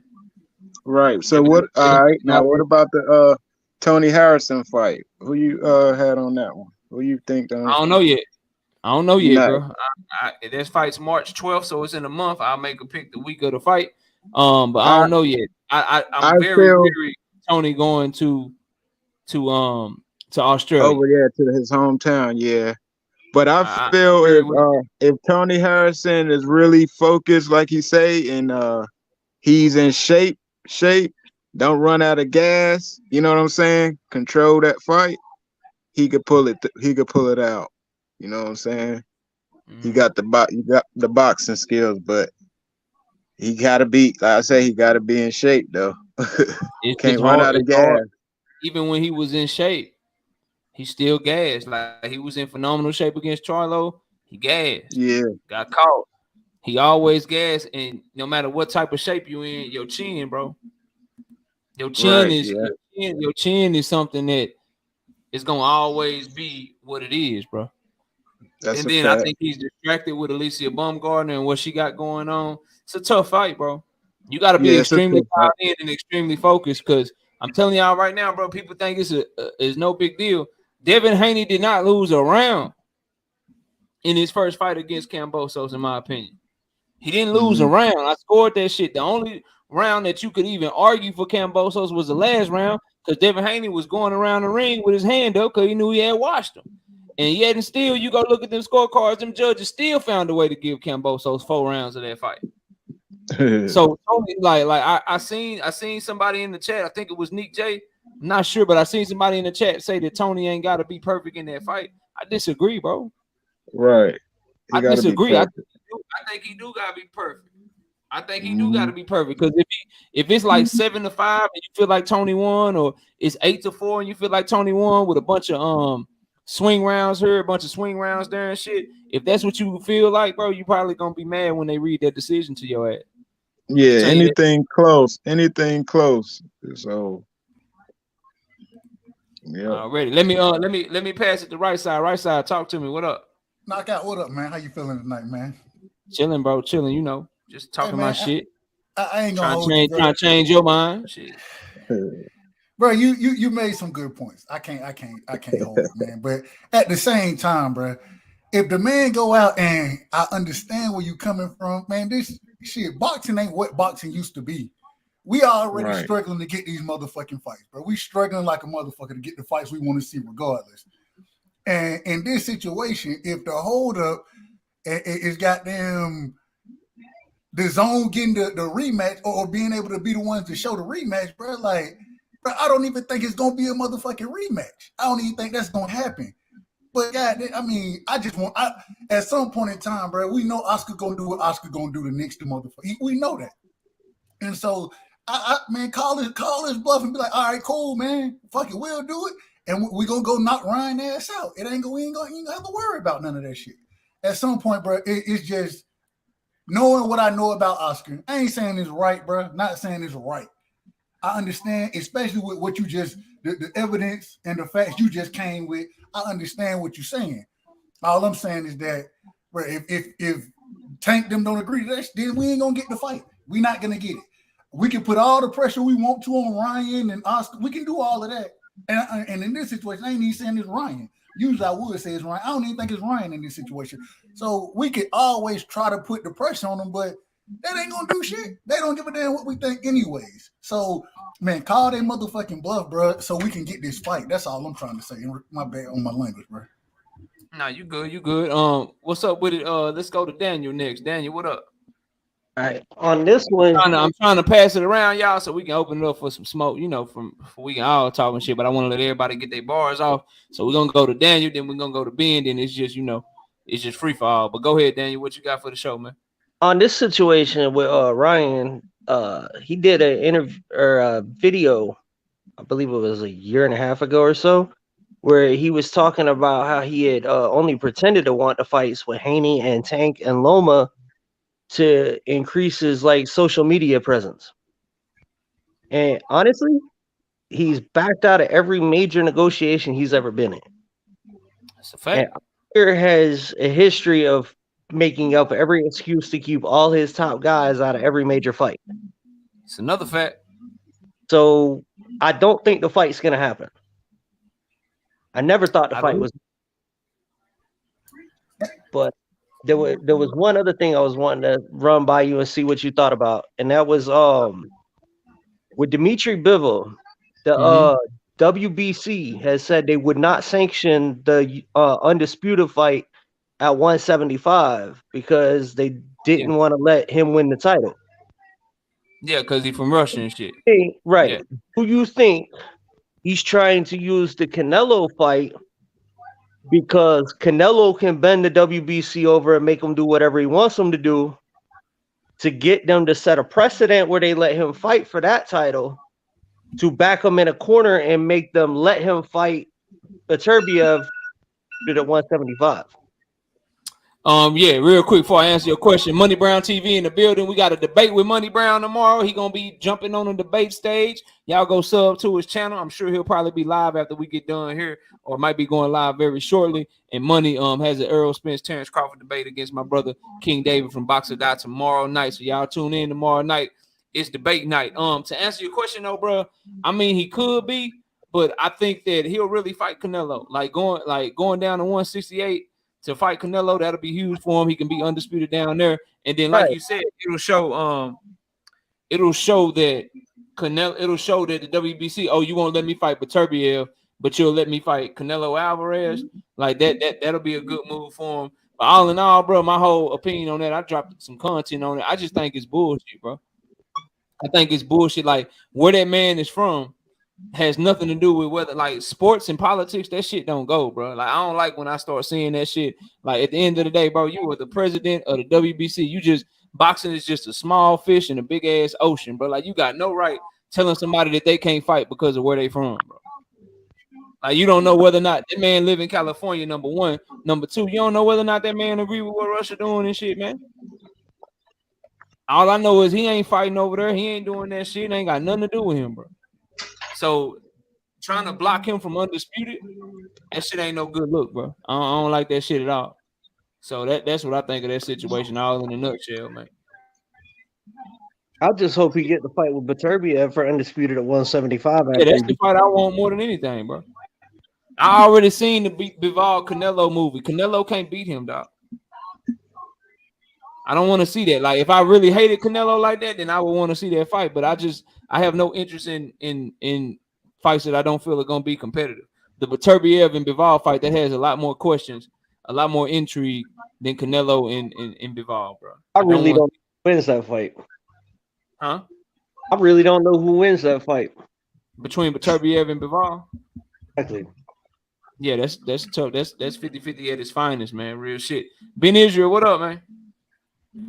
Look me in my eyes when you talking to me, knockout. Look me What's in my up with you, eyes, my G. What's good, my dude? Chilling, man. Chilling. How you doing, bro? Man, it's all hood, man. I don't know which way we going. We talking Canelo, Tank, Devin. What we doing, my G?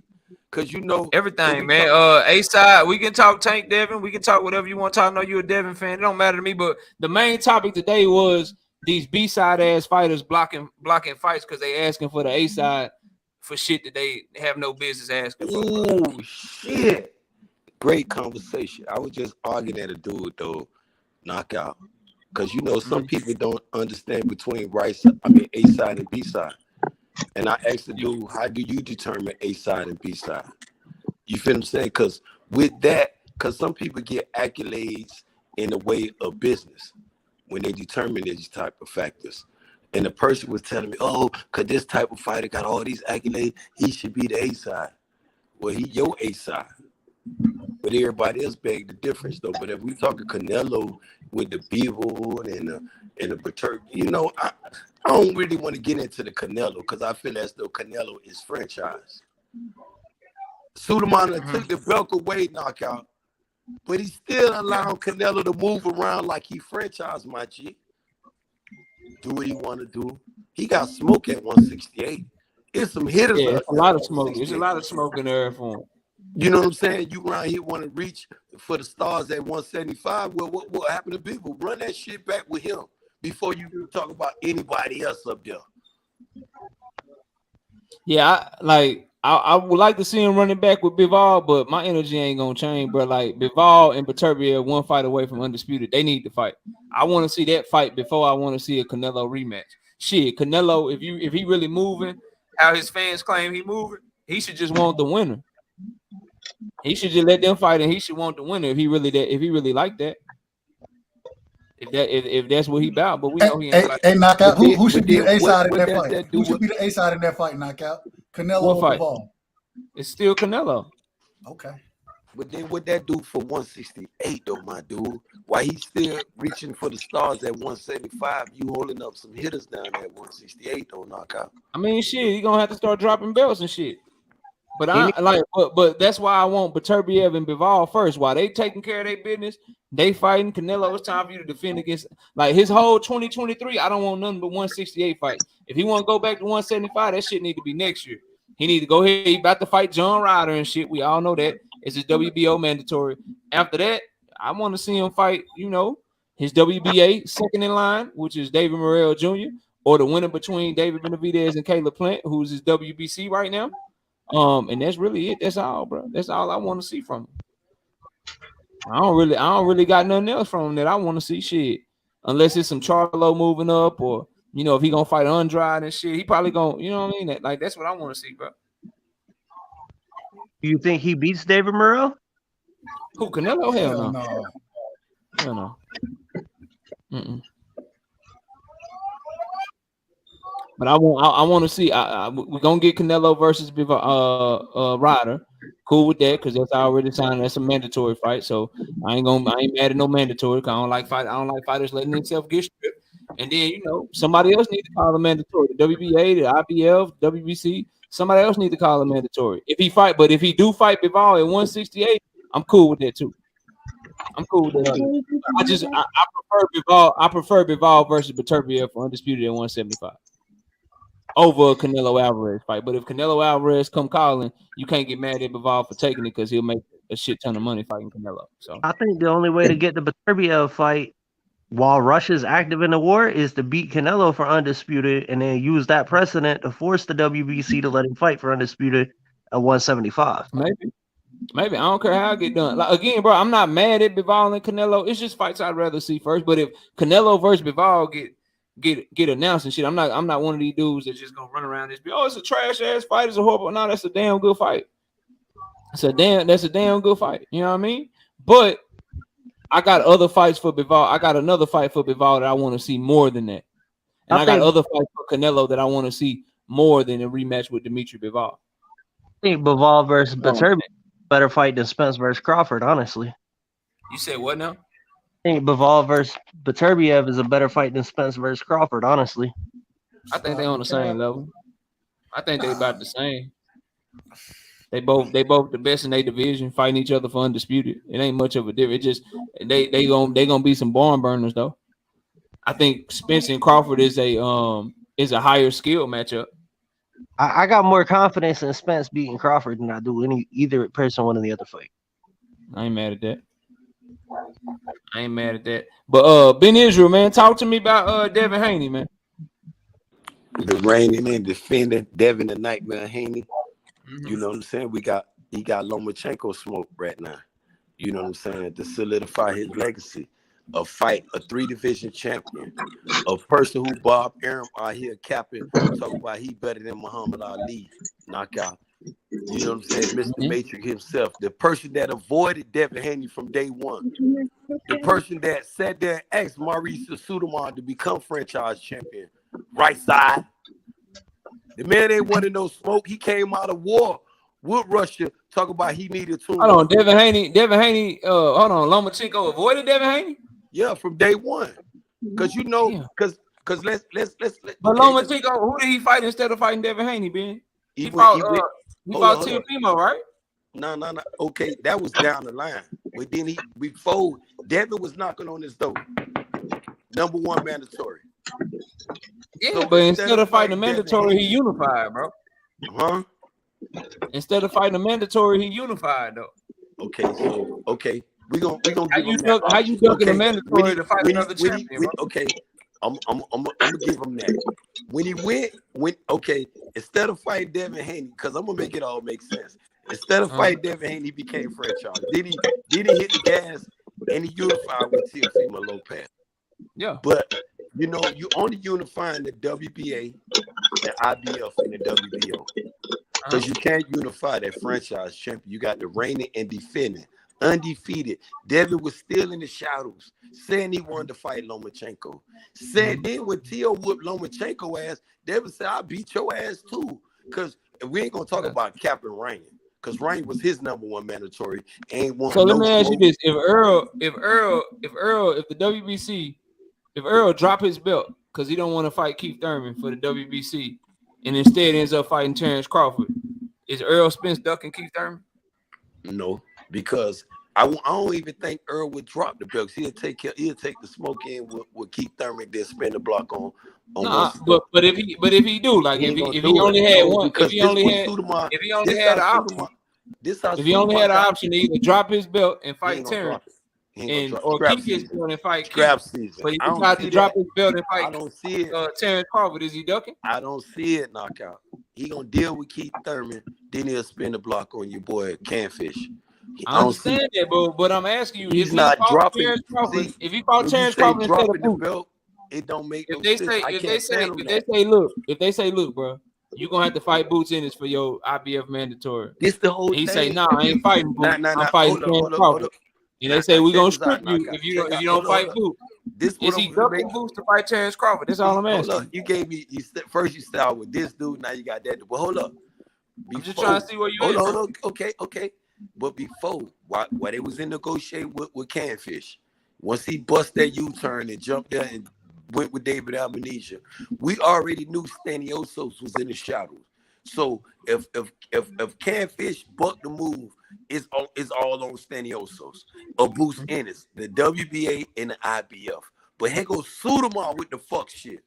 You can't blame EJ. EJ gets no blame for this shit. You have Suleiman jumped out. When did there are people, went to your boy, the WBA people, hey man, look, we got to sit here, they come together. We already hear the little C. Oh, Stanioso took step aside money. How many times y'all gonna get it? But what about Staniosos right here? What about Boots? And I understand what you said. This is why I'm making that's sense. cool. Pick one. Suleiman jumped in. I guess my overall point is this: can we really say that fighters are ducking mandatories to unify? That's what I'm asking. See, it all depends. How are you ducking if you refuse to fight a mandatory and instead unify? How is that ducking? That's what I'm asking. Well, you know, I could say Lomachenko ducked Devin to become unified because before he was, you know, when he had his mandatory at his door, then he told the boxing fans, I'm finna unify, which made great sense. Great sense. But then after he unified with motherfucking Teofimo Lopez, he went out here masquerading like he undisputed. Tio did. With the franchise belt. That shit ain't no motherfucker. Teofimo ducked Devin. Teofimo ducked Lomo did too. Knockout. I don't think so, bro. I know that's your knockout. I know that's Teofimo fought a mandatory instead of fighting another champion in Devin Haney. I know how you feel about Devin Haney fought. I mean, Lomachenko fought another champion instead of fighting a mandatory. If Lomachenko when Devin Haney was Lomachenko mandatory, if he inducted him then, why when he came out that war with Russia and then Bob Arum throwed him into the rematch clause with Devin Haney when he supposed to be George Campbell? So they start bringing Lomachenko, and Lomachenko said, no, Sir Bob Arum, I need a tune-up. That's not what happened. Still came out as tune up and still said, that's heavyweight. That's lightweight. No, that's heavyweight. Your homeboy scared knockout. Lomachenko is real scared. That ain't my homeboy, bro. I don't really even fuck with Loma like that. I just, I keep it all the way down the middle. No more. Knockout. Look me in my eyes when you say that, knockout. I don't really like Loma like that, dude. I don't like him. I can't say you duck. I gotta be consistent. I can't say you ducking if you fighting other champions, bro. But damn, I can't take my mind. And defending WBC though, knockout. He's still there. You can't be undisputed without having that Devin Haney smoke. And guess what? Devin wanted Lomachenko, He wanted Ryan Garcia. He wanted my homeboy from Baltimore, Tank Davis. He wanted motherfucker all them ducked this. So why didn't Devin send Lomachenko a contract like he claimed he did? Why didn't Devin send Lomachenko the A side, send the B side, send the A side of the contract at that time? Devin was the A side at that point. Loma had lost to Teofimo. Devin was champion. Devin was about to fight. Devin was about to fight Linares. Devin said that the Linares fight wasn't done, and that he had sent the contract to Loma. But Loma was the A side. But either way, it goes the A side. But see, I ain't gonna do that with you, Knockout, because you got great sense. But you know good and well that Devin wanted that smoke. We could say the B side, the A side, and all this other thing. You know Devin was out there flagging that boy down. Then after the fight with him and Teofimo Lopez, he flagged Teo down. Teo talk about. I can't say you flagging nobody down if you claiming to send contracts that you didn't send, bro.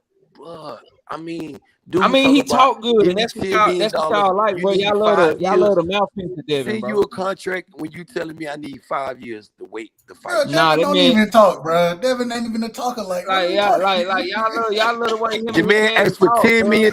Ran up on Eddie Hearn. His actions don't be matching up, bro. Come on, Knockout. Y'all like how he talk. I ain't gonna take that from you. You got to look at me. Shit, that's what it is. Y'all like how that man talk. You don't want to look me in my eyes up, and you lying to me, bro. I'm not lying, bro. Tell me one lie I told, man. Man, Devin ain't one of those smoke. That ain't one of those smoke. Hey, guess what? I just don't like what happened, man. Tank was Devin mandatory. Ryan was Devin mandatory. Teofimo was claiming he was gonna unify. None of them dudes ain't ran up on the reigning and defending. Current right now, he's the current undisputed champion. Again, Ryan Garcia and Teofimo mandatory. Ryan said he don't want to fight him. That's all you got, though. He said he don't want to. Devin was the number 4 fighter, and he was Devin mandatory for the WBC belt. He took this. Ryan Garcia ducked the shit out of him, bro. Ryan Garcia ducked Devin Haney. Okay, now let's go back to Teo. Let's start with Teo. What Teo did, since we agree with Teofimo ducked him. Facts. Them the only two I give you. Now let's go to your boy, motherfucking Lomachenko. 3 times. Ask me why 3 times. When he was the motherfucking WBC champion, and Devin was his mandatory. He didn't want to do that. He didn't want to smoke with Devin. Stop right there. He asked to be franchised before he went into it. Hold on. Stop right there. Then you get the second one. So my rebuttal to your first reason is, how can you duck your mandatory to fight another champion? I don't believe that. Before he went into the mandatory, I know you was going there. No, once Devin was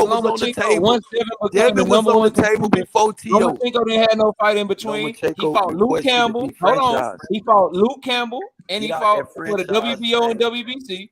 Then he got elevated to the franchise, and then he fought Teofimo Lopez for the WBO, the WBA. Knockout. This how he did it. Hold on, real quick. Your number 1. Respectfully, right side. Respectfully, let me just deal with Knockout.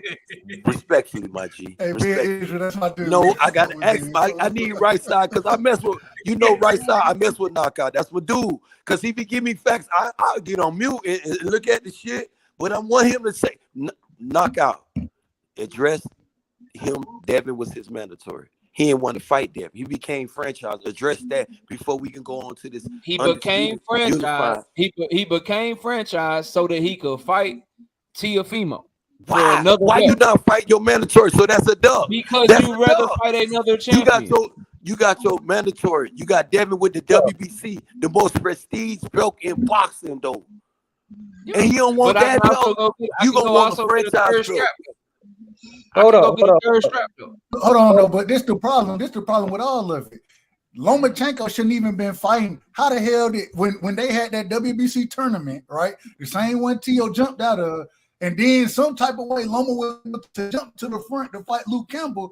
He shouldn't even got that opportunity. That was Devin's fight. That was Devin's fight, and then Loma should have had to fight Devin. And so at the end of the day, bro, I mean, hey, you can say he ain't duck him. But it was too much going on for it not to be enough, bro. Like, I agree with that. He deserved that opportunity, but Loma got it. So Loma duck. Hold on. Come on, you can't agree to both sides. Now, he duck if he did duck, no knockout. No. Right side said that when Loma was fighting Luke Campbell, that should have been Devin's fight. I agree with that. Okay. Now we move past that fight. Now we Bob got Arum ducked on Loma's behalf. then when he came out of war.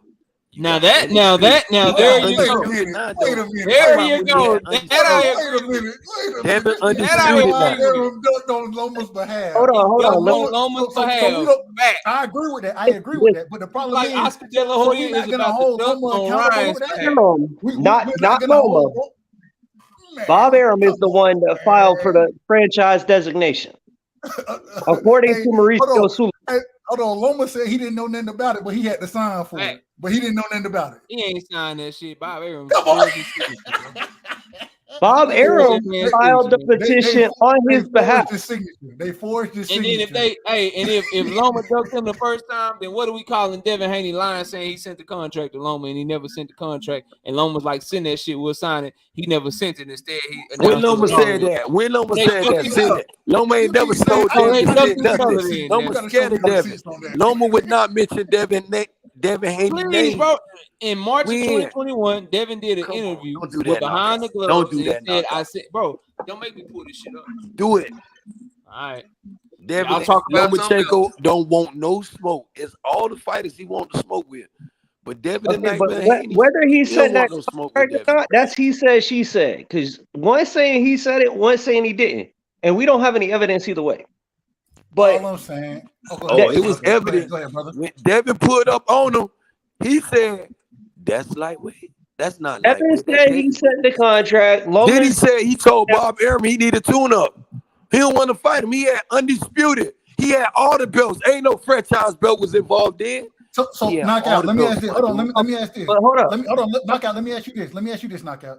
So Yeah, now at this current moment, we what we hearing, they talking about Loma. He want more money, that type of thing. If the fight don't come to fruition with Loma and Devin, is that a duck from Loma?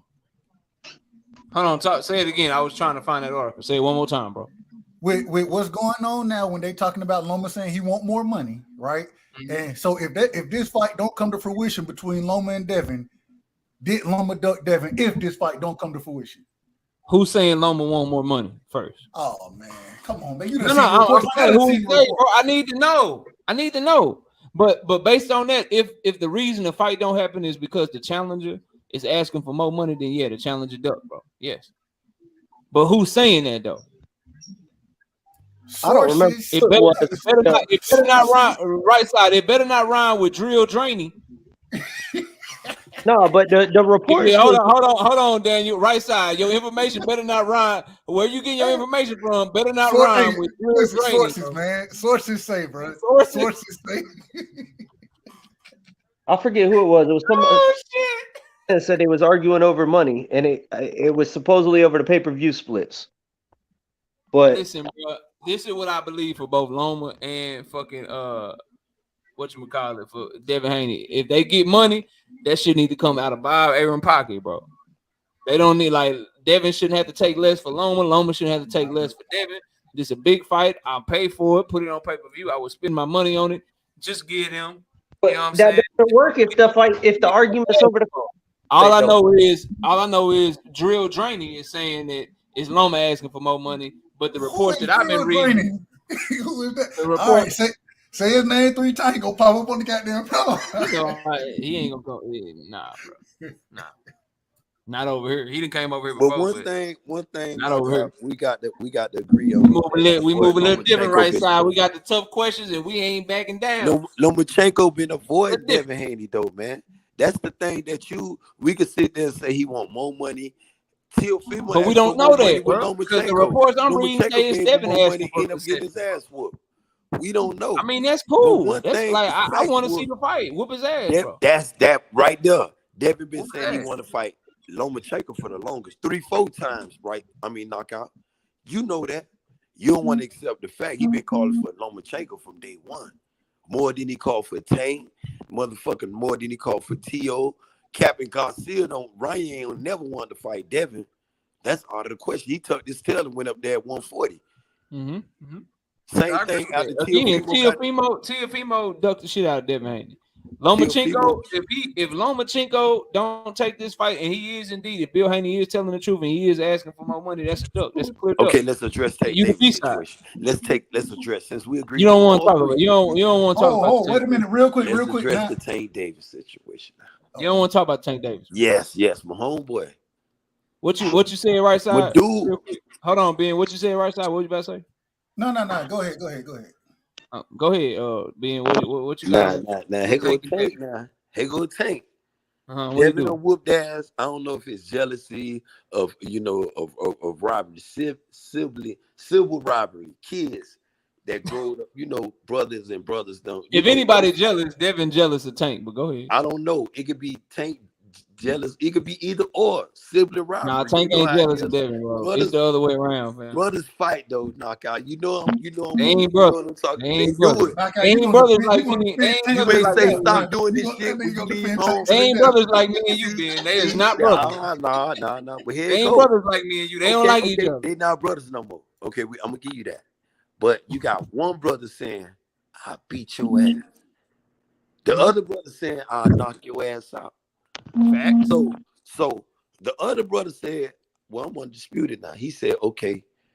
He said, "I'm finna go over here and be undisputed." He said, "Once you get through and you become undisputed, if you handle your business, I'm gonna talk to my people, and it's me and you." So here come my Baltimore shit kicked in, knockout. Mm-hmm. Oh shit! Tank went street on Devin. I was like, shit, Devin finna get that call, because I was like, shit, Devin be pulling up on niggas, boy. This nigga Devin gonna get that call. Devin gonna get that call win, and Devin ain't never pulled up on Tank. But keep going. Devin gonna get that call win. Okay, you said he ain't never, going. he ain't never pulled up on Tank. Ever. Then Tank told him, he said, Tank said, "You handle your business with George Camboso. I'm gonna talk to my people." Devin went over there, handled his business with Tank.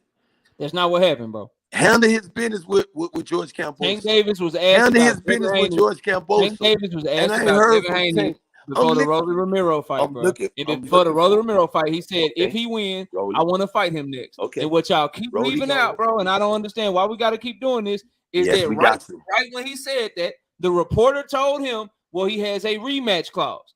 Tank Davis said, oh, I ain't know he had a rematch clause, and he dropped it after that. Now, fast forward. After Haney's rematch, okay, I'm gonna hold Tank Davis said when he gets done with Loma, the rematch clause. I'm gonna see him. We want to fight him. This shit is Terence Crawford and Errol Spence 2021, 2022. Ain't nobody really ducked each other yet, bro. Now, ducking ain't happened yet. We are going to find out this summer. We're gonna find out this summer. If Tank Davis don't send that man a contract like he said he was when he threw with his business, then Tank Davis will have been a duck. Straight up and down. If Devin Haney decides that he gonna re-sign with Top Rank, or Tank send him a contract, and now it's like, oh shit, I'm moving up now. If some shit like that happen, then Devin Haney is a duck. We about to find out, bro. Somebody is either capping or we gonna get this fight. But up until this point, to call either of them a duck, bro, you just fanboying, in my opinion. Nah, that's 3 fighters though, Doc out. How can I be a this? We agreed on 3 other fighters. So I get the Tank, and now we agree on 2. Don't do that. I don't agree on Loma. I didn't expect that. I don't agree on Loma. We agreed on 3 fighters that you don't agree on Loma. We agreed on 2. 3. No, 2. Loma and I'm sorry, Teofimo and Ryan, bro. Okay. Loma and Tank, no. So you got 2 in the question mark. Well, since I got too many questions, but if Devin would have never said, "Look, I'd be with you on Loma. I'd be with you on Loma if this one thing didn't happen." If Devin never claimed that he sent the contract to Loma and didn't send one, was the A side though. Then I would. He wasn't the A side when Devin said that. How can he wasn't the A side when Devin said that? He was not the A side when Devin said that, bro. Devin said that when he was the champion and Loma had just lost to Teofimo Lopez. Bro. Okay, now if that shit never happened, if that shit never happened, then I'll be with you on Loma. I'm not with you on Tank Davis at all. Hold on, that whole A side don't matter when you're talking about he already said he sent it. If he said he sent it and he didn't send it, whether he can't call the other guys up, he says a lot of that shit going on, bro. Nah, you gotta narrow that shit down. That's directly from the fighter. You listening to everything he say, which is why you calling people ducks and shit. because you're No, listening to Devin and Bill. because listen, So you can't not listen to him when the shit don't fit what you got now to say. Bro. Lomachenko came out of war. They told him when you said about these other things with the rematch thing. He had a rematch. If the rematch was so important, why did Bob Arum drag Lomachenko in the rematch clause with George Kambosos and Devin Haney fight? How did Lomachenko get involved? How did he drag him in the rematch? Lomachenko in it? Because nobody wanted to see no second Devin Haney and George Kambosos fight. No one had a choice. Lomachenko, they thought your boy, they thought Lomo, your other favorite fighter, knockout in your back pocket. Arum My said favorite fighters know are you Tank fuck Davis, with Errol Spence, and Lomachenko. Jesse Ben Rodriguez, bro. Those are my top 3 right now that I really like. Bob Arum openly stated he was trying to get Kambosos to step aside and let Devin fight Loma, but Kambosos wouldn't take the step. Kambosos said no, bro. It ain't Kambosos about with had the George power. Kambosos. It wasn't about Yes, George it is. Kambosos. If Lomachenko Yes, it said is. he wanted to fight, that fight would have happened. Fuck No, what it George wouldn't. Kambosos had to say. No, it wouldn't. George It would have. Kambosos had Trust me, all I'm the telling power you. with his rematch. Lomachenko said then he needed a tune-up. This why they No, hit bro. the brakes on that Loma fight. never said that, bro. You making shit up, He man. needed Loma to- never he said came that out the shit, fight man. and said he needed another tune-up. He when never see said that shit, bro. You making shit up. That's that, man. You been I'm listening still to waiting on Phil you to Drain, put up the bro. last receipt now. Bro, you Loma's gotta stop actual listening. You gotta words stop were listening to more Phil time Payne, to bro. get ready. He didn't say anything about needing a tune-up the last time. He said, I need My more brother time. Ben been listening to Bill Haney heavy, bro. Like, come on, dog. No. Facts though. I'm listening That's to the not facts, facts, knockout. bro. Nothing you said You was know, facts, one man. thing, Devin, you know, I was looking at the shit. I said, damn, Uh-huh. man. Is it hype or is it a big bite? Devin is a big ass bite. He biting. That motherfucker ain't hype. He ready to get in the ring. If Tank my homeboy knockout. And I think Tank stand out of all those other fighters, Tank got something in his arsenal to just neutralize Devin Haney. Put his ass to sleep. We all Bro, know I that. got you, but listen to me, bro. Pull the Couple trigger, things. knockout. Tell him to pull the trigger. Couple things, bro, that we gotta live in the world of facts. That's what we do. Number one, Vasily Lomachenko, them quotes of him saying that he needed a tune up and all that shit, bro. He never said that shit, bro. He didn't say that shit. Point one. Point two, Kambosos had a rematch clause as ironclad as the same rematch clause that made Tyson Fury go kicking and screaming and have to fight Deontay Wilder a third time, bro. To act like Devin Haney could have did anything else other than fight Kambosos unless Kambosos stepped aside, bro, that's just not true. That's just not the case. Kambosos, you either had to pay him, you either had to pay him step aside money. How did Or he Lomachenko was got taking that inserted fight, in? bro.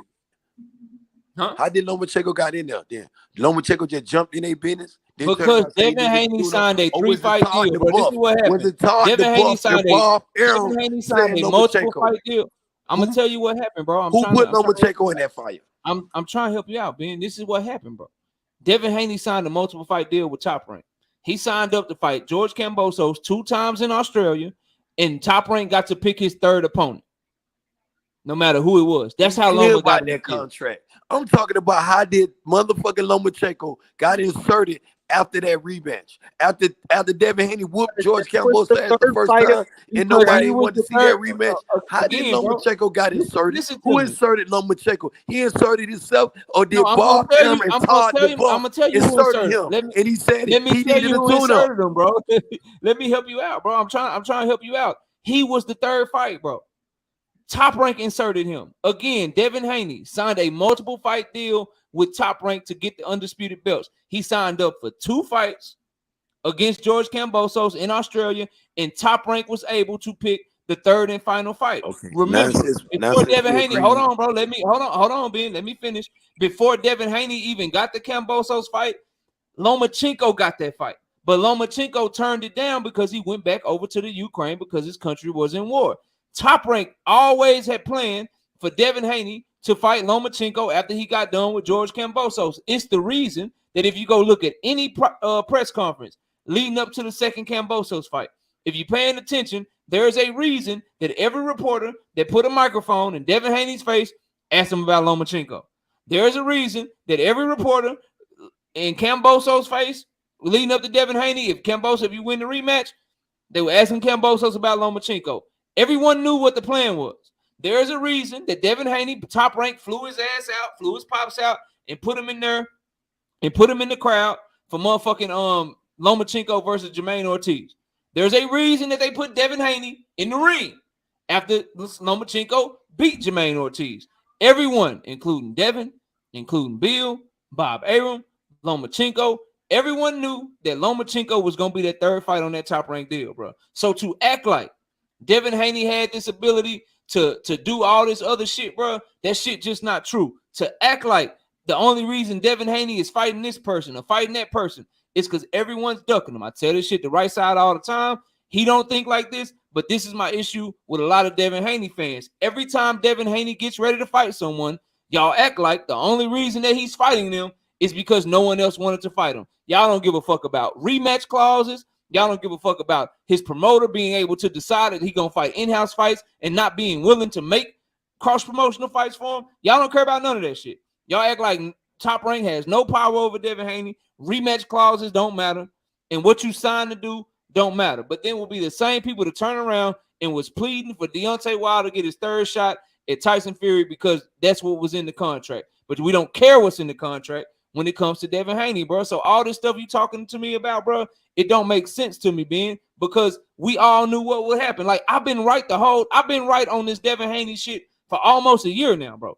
Every fight I told you he had to take that motherfucker. Every fight I told you he was going into next, he had to take that motherfucker. But y'all get caught up in, oh, he said this on Twitter. Oh, Bill said this when he went to this interview. He went to this YouTube channel. He said this. He went over there. He said that. He said this. And y'all get caught up in that instead of looking at what actually happened. And what happened was they signed their freedom away. They did some shit that Ryan Garcia, Terence Bud Crawford are unwilling to do, which is why the onus is on Terence Bud Crawford and Ryan Garcia to go make these fights with the A side. Devin Haney had no leverage over Kambosos. He had no leverage over ESPN. So he had to sign to fight on their terms, meaning, hey, you got to take a one-way rematch clause. No problem. Hey, you got to come to Australia twice. No problem. Hey, we get to pick your third fight. No problem. So to act like when he signed that shit, everybody was complaining about it, right? Everybody was mad about it. People nobody was. Ben wasn't mad about it. Ben wasn't mad. I was happy. Once he signed the shit, y'all act like the man got all these options and shit. When we all was mad that he had to sign the shit because we knew he was signing away all his options, bro. He defied the odds, though, Knockout. He did everything you said. He did that. And he defied the odds. He upset the apple cart. Bob Arum, none of them, even you probably ain't thought he was going to walk away 2 times. Nah, I thought he was. I picked him to win both fights. 2 times. Not originally. He was being blackballed. Devin Road to Undisputed was the most avoided dude. KO, you know I gotta say that. KO, you know I gotta say that. You know what I'm saying? The man Road to Undisputed was the most avoided. He was blackballed. You right. He had to agree to them deals. He had to take them deals. Yes, I agree with everything you're saying right now. But one thing you also agreed to, that it was the executive at Top Rank that inserted that motherfucking Lomachenko in that second fight, though. Yes. You can't get around just that. Like I know it. Just like I know it. Ben Devin know that. And Lomachenko did not. Okay.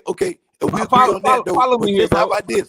If Lomachenko wanted to fight, if Lomachenko wanted to fight Devin, hold up, Ben, follow me right here, bro. Ben, follow me right here. So if we both know that, right? We know that they did all why this you can't follow me if Lomachenko wanted to fight? Why the fight ain't happening?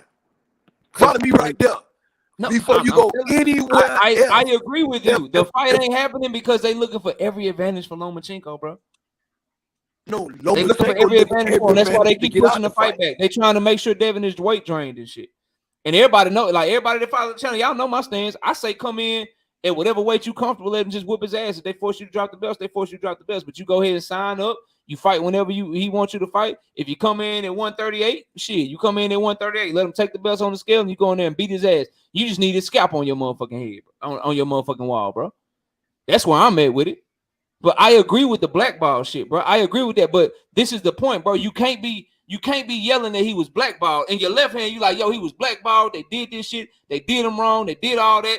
Cool, I agree with that. But you can't be on your left hand saying that shit, but then on your right hand be like, yeah, but Tank ducking him. Everybody ducking him. He only fighting these fights because don't nobody else want to fight him. No, bro. It's because of the left hand that he's fighting these fights. It's because they blackballed him. It's because they got control of him, bro. But that's only for them fights. That's only for Undisputed. But prior to that, like you like to say, before that fight, before he got into that contract, like you like to mention, Tank was available.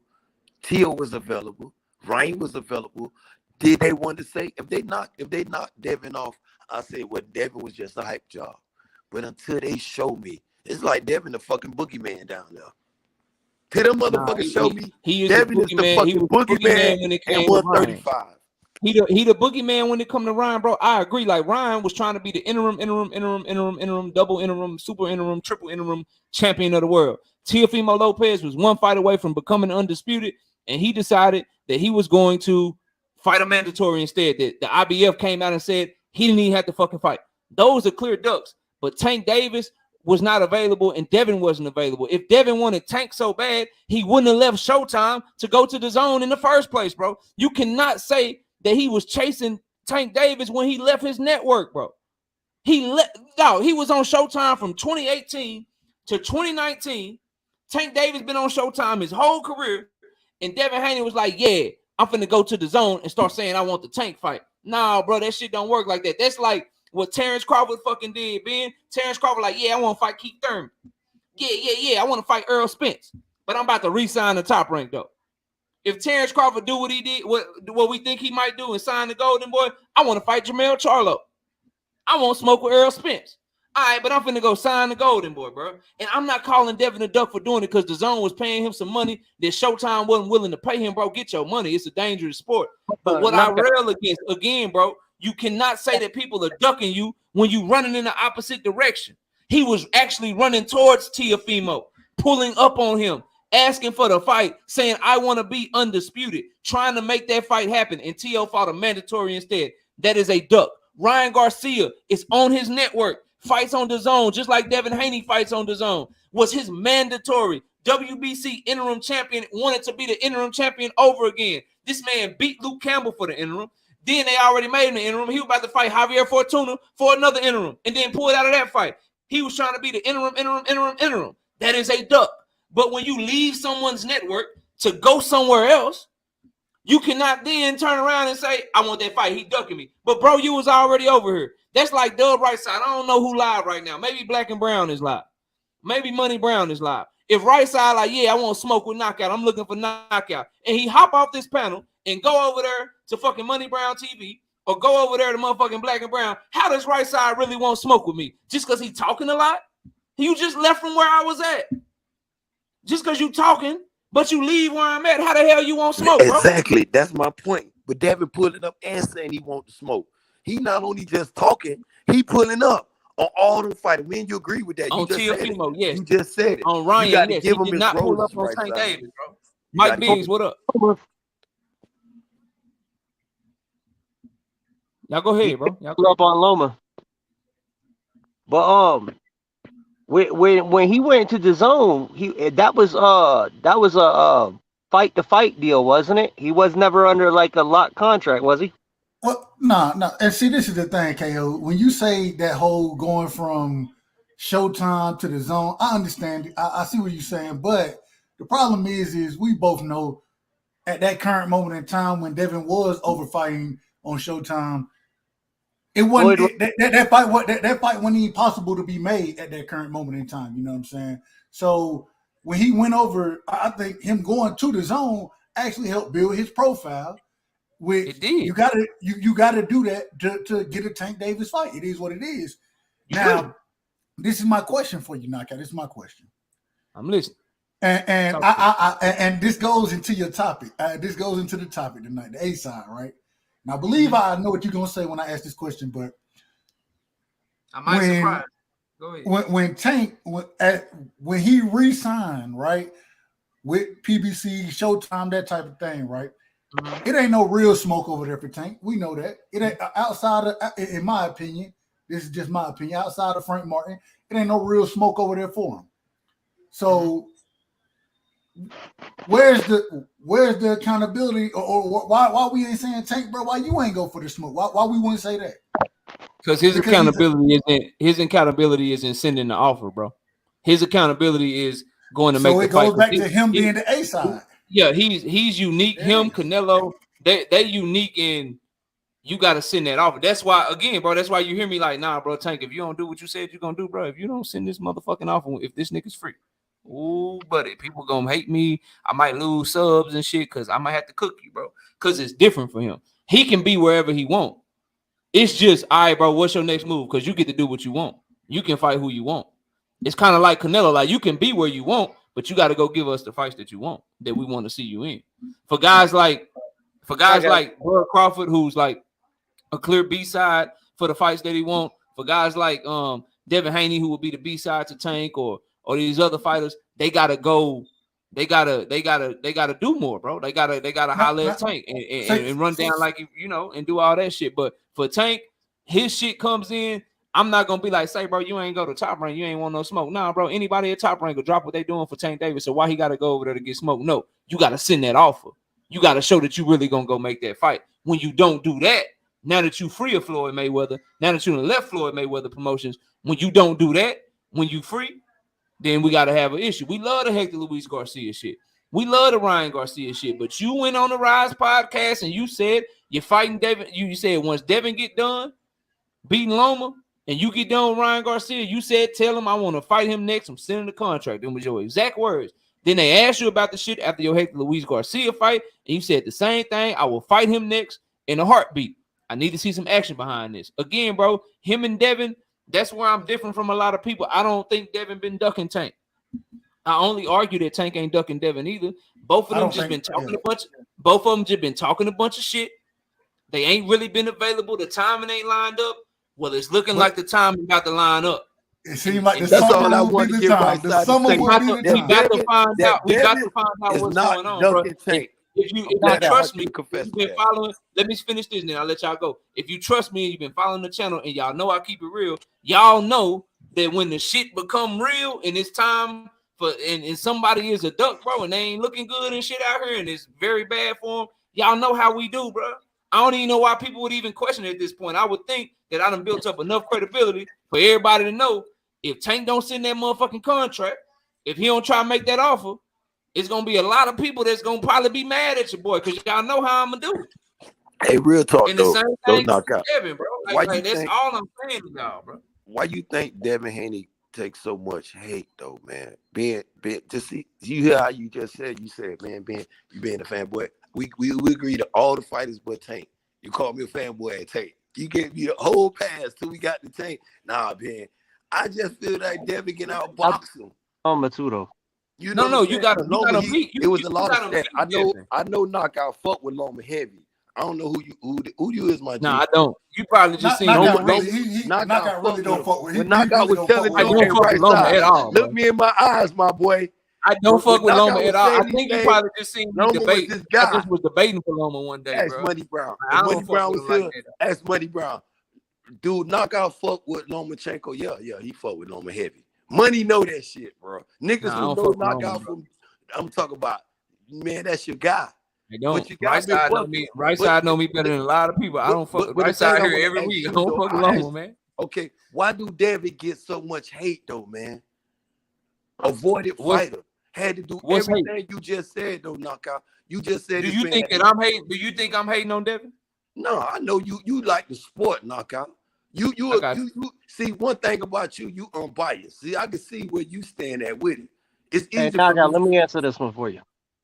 But answer it for me. Why do Devin at the tender age of 23 becoming undisputed? He's 24 now. I'll let Daniel answer it, then I'll let right side give it. I've noticed this trend in boxing for many, many years. A lot of fighters that will make you look bad beginning to end because they will sit at a distance and outbox you will get avoided way more than a fighter that's going to knock you out with one punch, but it looks like a good brawl the entire fight. That's a fact. That's a fact. What's your answer to that question, right side? Why Devin get the hate he get? Because he's a boxer. He's a pure boxer. And unfortunately, somebody like myself, I love pure boxers, and everybody don't love that. They think that he's boring. They think that he's gonna get that because he ain't sitting there trading with people. He gonna beat your ass from the outside, like the brother just said. He gonna beat you from the outside, and a lot of quote unquote fans of the sport of boxing, right? even though I would say that they're not true fans. That's what I would say, because if you're a true fan, you can see greatness in all styles of boxing. You can see it, and so Devin, he's because of the pureness that he has, bro. Like, it is what it is. Yeah, I agree with that. So there's hate and there's criticism. The hate that and there's constructive criticism. The hate that he gets, I agree with. I mean, the criticism the hate. We'll go with the hate first. The hate that he gets, I agree with y'all. It's because a lot of people know that their favorite fighter probably can't beat him. Like, if you was a Teofimo Lopez fan, you was calling him an email champ. You was trying to belittle him, trying to denigrate him and shit, hating on him and shit. Because Teo can't box with him. So you hating on him and shit. If you're a Ryan Garcia fan and shit, you saying shit about him. Oh, he ain't this, he ain't that, he ain't no big draw. Don't nobody watch him fight. His fights put me to sleep. Blah, blah, blah. Because like, Ryan can't box with him. Devin will sit out there and make that fight boring as hell for you because he'll just jab Ryan ears off his goddamn head. You know what I mean? So that's why he get the hate. The criticism that he gets from people that I consider objective boxing fans, really, honestly, bro, stem from his dad, bro. It stemmed from Bill Haney. Now, Bill is a great father and a great promoter, but that's the criticisms of Devin, and I call them constructive criticisms. They stem from Bill Haney because he out there, bro. Like, he out there. He braggadocious. He everywhere. He'll talk shit about his son to anybody. His son gonna knock Tank Davis' ass out. Calvin Ford ain't got no motherfucking money and shit. Teofimo Lopez daddy, I'm looking for his daddy, you know what I'm saying? Seen him on the milk carton. He a crackhead and shit. Like, his daddy pop a lot of shit. And his daddy also will say some shit that make you like, nah, bro, that don't make no sense. You know what I mean? You contradicting yourself. That's where the criticism comes from. The hate come from people don't think their favorite fighter can beat them, bro. Go ahead, right? So hold on, Ben. I just want to say this one thing. And being a fan of Devin, right? Having the opportunity to talk to Bill, I can't respectfully to Bill, respect to him, respectfully. I can't trust nothing he say.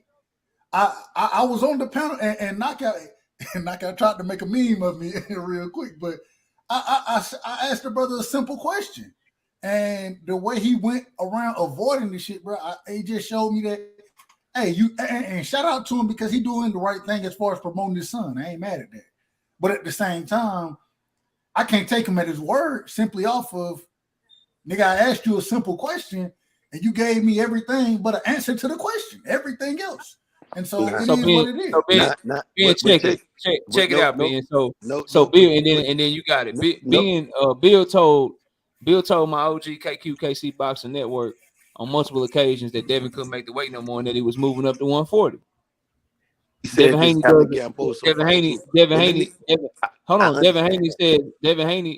goes on BFTB and does an interview and lets everybody know that the Lomachenko fight is his last fight at 140. Yeah. But then less than a week later, they talking about they gonna stay at 135 for the whole rest of the year. And I'm supposed to defend that shit. How am I defend that shit? It's shit like that, bro. Or Bill Haney and Devin Haney say, yeah, we signed up to do it twice. We're going over to Australia. We're going to beat his ass. We're going to beat his ass again because that's what we signed to do. We're going to get the rematch, and we're going to beat his ass 2 times in Australia because we're going to be undisputed, and I'm going to defend this undisputed. And then as soon as they beat him the first time, we'll drop belts. So he got a contract for this. We can go do this. We can go do that. We can do all this other shit. And so that's where the criticism comes from. It's like, bro, you just said, how you saying that shit? That's where that shit. But check this out, though, Knockout. Respectfully, right side, the other brother up here. Because, I'm asking my brother to look me in my eyes, right side, respectfully. And then we all agree on that Devin is that guy. If you take Bill Haney, just say Bill Haney is not Devin Haney daddy. Just look at it. We already know he is. But just look at that for a moment. Y'all would be saying Bill Haney is the #1 motherfucking promoter and trainer out here in the game. But the static, we all agree that a lot of static come from Bill Haney because he's bodacious. He's outspoken. He going from channel to channel, praising his son. Do it. It's got more to do with the capping. It's not capping. When he says he's going to drop when he's not, it seems to contradict with what he said before. You just agreed that Devin is a pure boxer. You led it first, my brother. I agree with that. Okay. But when he said he was going to fight Kambosos twice, and then after the first fight, he's like, we ain't got to do that. We'll drop the belts and do something else. Listen, but this is what I was telling Knockout. And then you say something else that contradicts that. You got to listen in this whole. This is what me and Knockout was talking about earlier. Who inserted Lomachenko?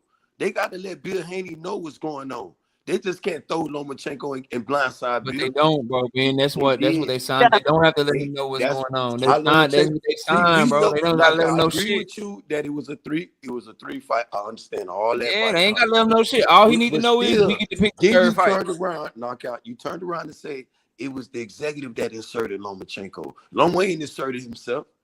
Because then when they inserted him, he was saying he needed a tune-up. This is how Jermaine got into place. Then after Jermaine fight, I thought Jermaine beat Lomachenko ass knockout. But then after that, when Devin got in the ring, because it's time now. I thought Jermaine was winning the fight at the beginning, but Loma then it was time. Then when he seen Devin, here goes some more shit. That's not that dude. That's not the lightweight. He a heavyweight. I ain't ready to fight him. Bill them exit the ring real quick. I think he was joking with that shit. Yeah, we gonna fight you. And they Loma had a little smirk on his face and shit, bro. I think he was joking and shit, bro. Like, Loma was joking. Man, nervous. He was scared of the motherfucker. Loma hold up, right side. I want to get knockout to say since Loma was smirking, he was capping. He don't want to fight Devin. I thought he was like, oh, you look like a heavyweight. No, I want to get an agreement, dude. Loma, do you think your opinion, Loma? Because my other homeboy said it was 2. He said, nah, he didn't really agree with you, Ben, with the Loma. Because I said, damn, you agree. And now we bringing Loma back up. We got to move forward. Because I'm telling you, Tank don't want you bottom up. I mean, we'll find out. Again, if Loma don't sign to fight Devin, he a duck, bro. Okay. That's a duck. But let me ask y'all, I think this is a good question. I think this is a good question from the chat. Real Talk says, do people favor Devin because him and Bill are more accessible? So do a lot of the people on YouTube tend to favor Devin and talk good for him and shit because him and Bill are more accessible than other fighters? Do y'all think that has anything to do with it? Honestly, I don't like the way they talk, but I respect the way they move in the game because they gave up everything to go take a horrible deal to chase legacy. Okay. Damn, man. Let me say this. Hold on, Ben. Ben, let me say this. Ben, let me say this. Shout out to the brother. You know what I'm saying? Bill, hey, he could be as accessible as whatever, and maybe certain people, maybe that does persuade them. Possibly. That's a good point. My problem is somebody like myself. I didn't talk to Bill, and him being accessible didn't have shit to do with nothing because even him being accessible, he started capping about some shit that I'm just saying. So I don't think, in my opinion, him being accessible is starting to be somewhat of a detriment because it's easy to sit here, especially somebody like my brother Knockout. You keep talking about because that's ain't the first time you mentioned that. Respectfully, right side. Respectfully. Let him finish. You got to address that cap. What's the cap? You say right side? Somebody like my brother Knockout is able to break that or take what you say, break it down, and prove that.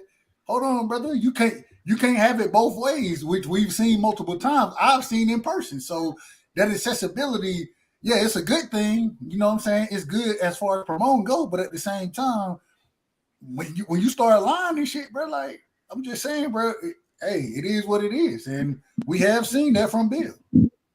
Respectfully to Bill. Shout out to Bill. Shout out to him.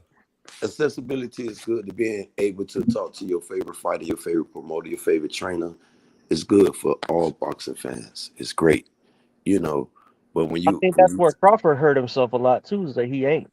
He don't do that exactly. He don't. He does not do that. He does not promote himself. And this what make. Well, you know. Let's keep it on Bill because I go on with that Bud Crawford shit, bro. Don't let me start with that. You know what I'm saying?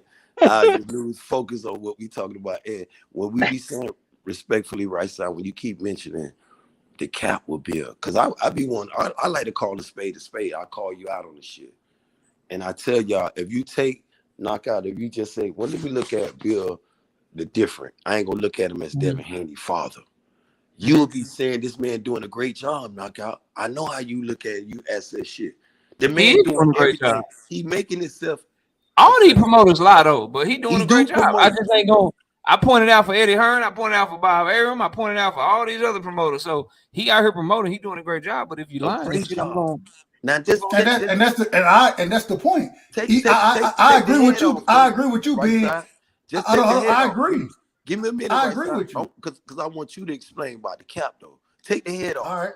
take the head off. He's not Devin Haney father. We know he is, and I don't want to make it. Yeah, there you go.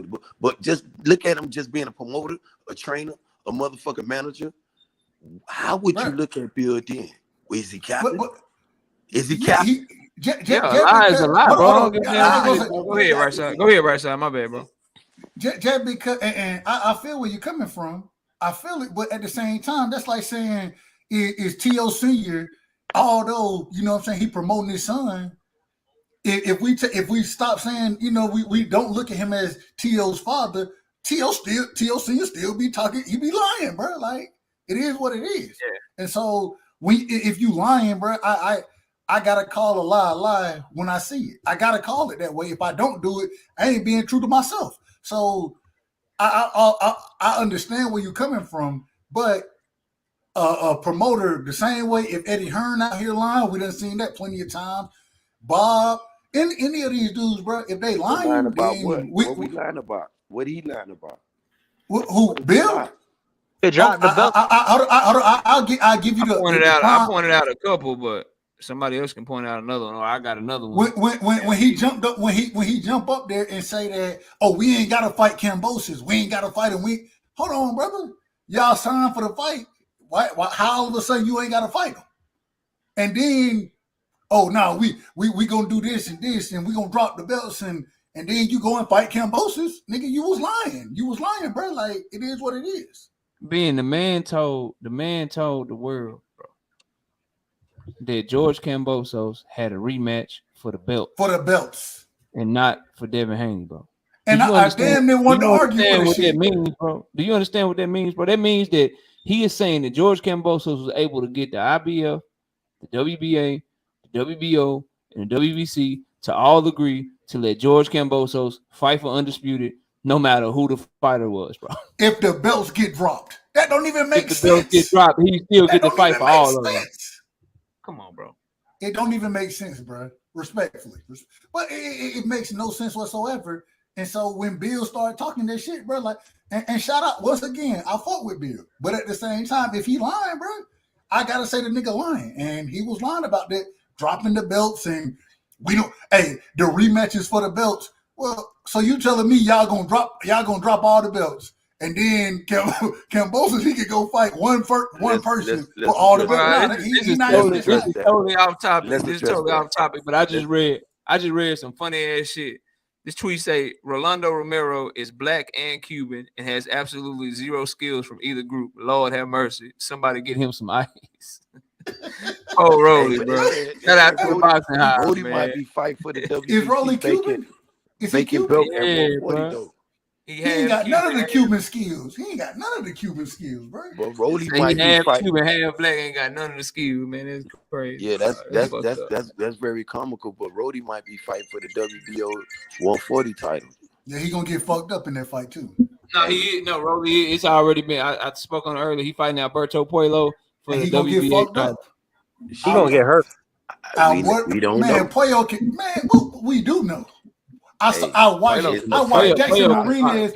I watched Jackson Marinez touch his ass up. 1 minute is a bunch of chance. It's boxing. Anything can happen. I watched Jackson Marinez touch this man up. Nothing can happen. If Jackson Marinez can touch you up, Puello is gonna put hands, feet. He gonna beat the shit out of Rolly, bro. He gonna beat the shit out of him. I like Rolly for the upset. I like Karate for the upset. If you gonna pick Rolly in that fight, I got 100 against that, bro. I got 100 on that. No, I don't got 100 to give Rolly. I got about 50. I got about 50.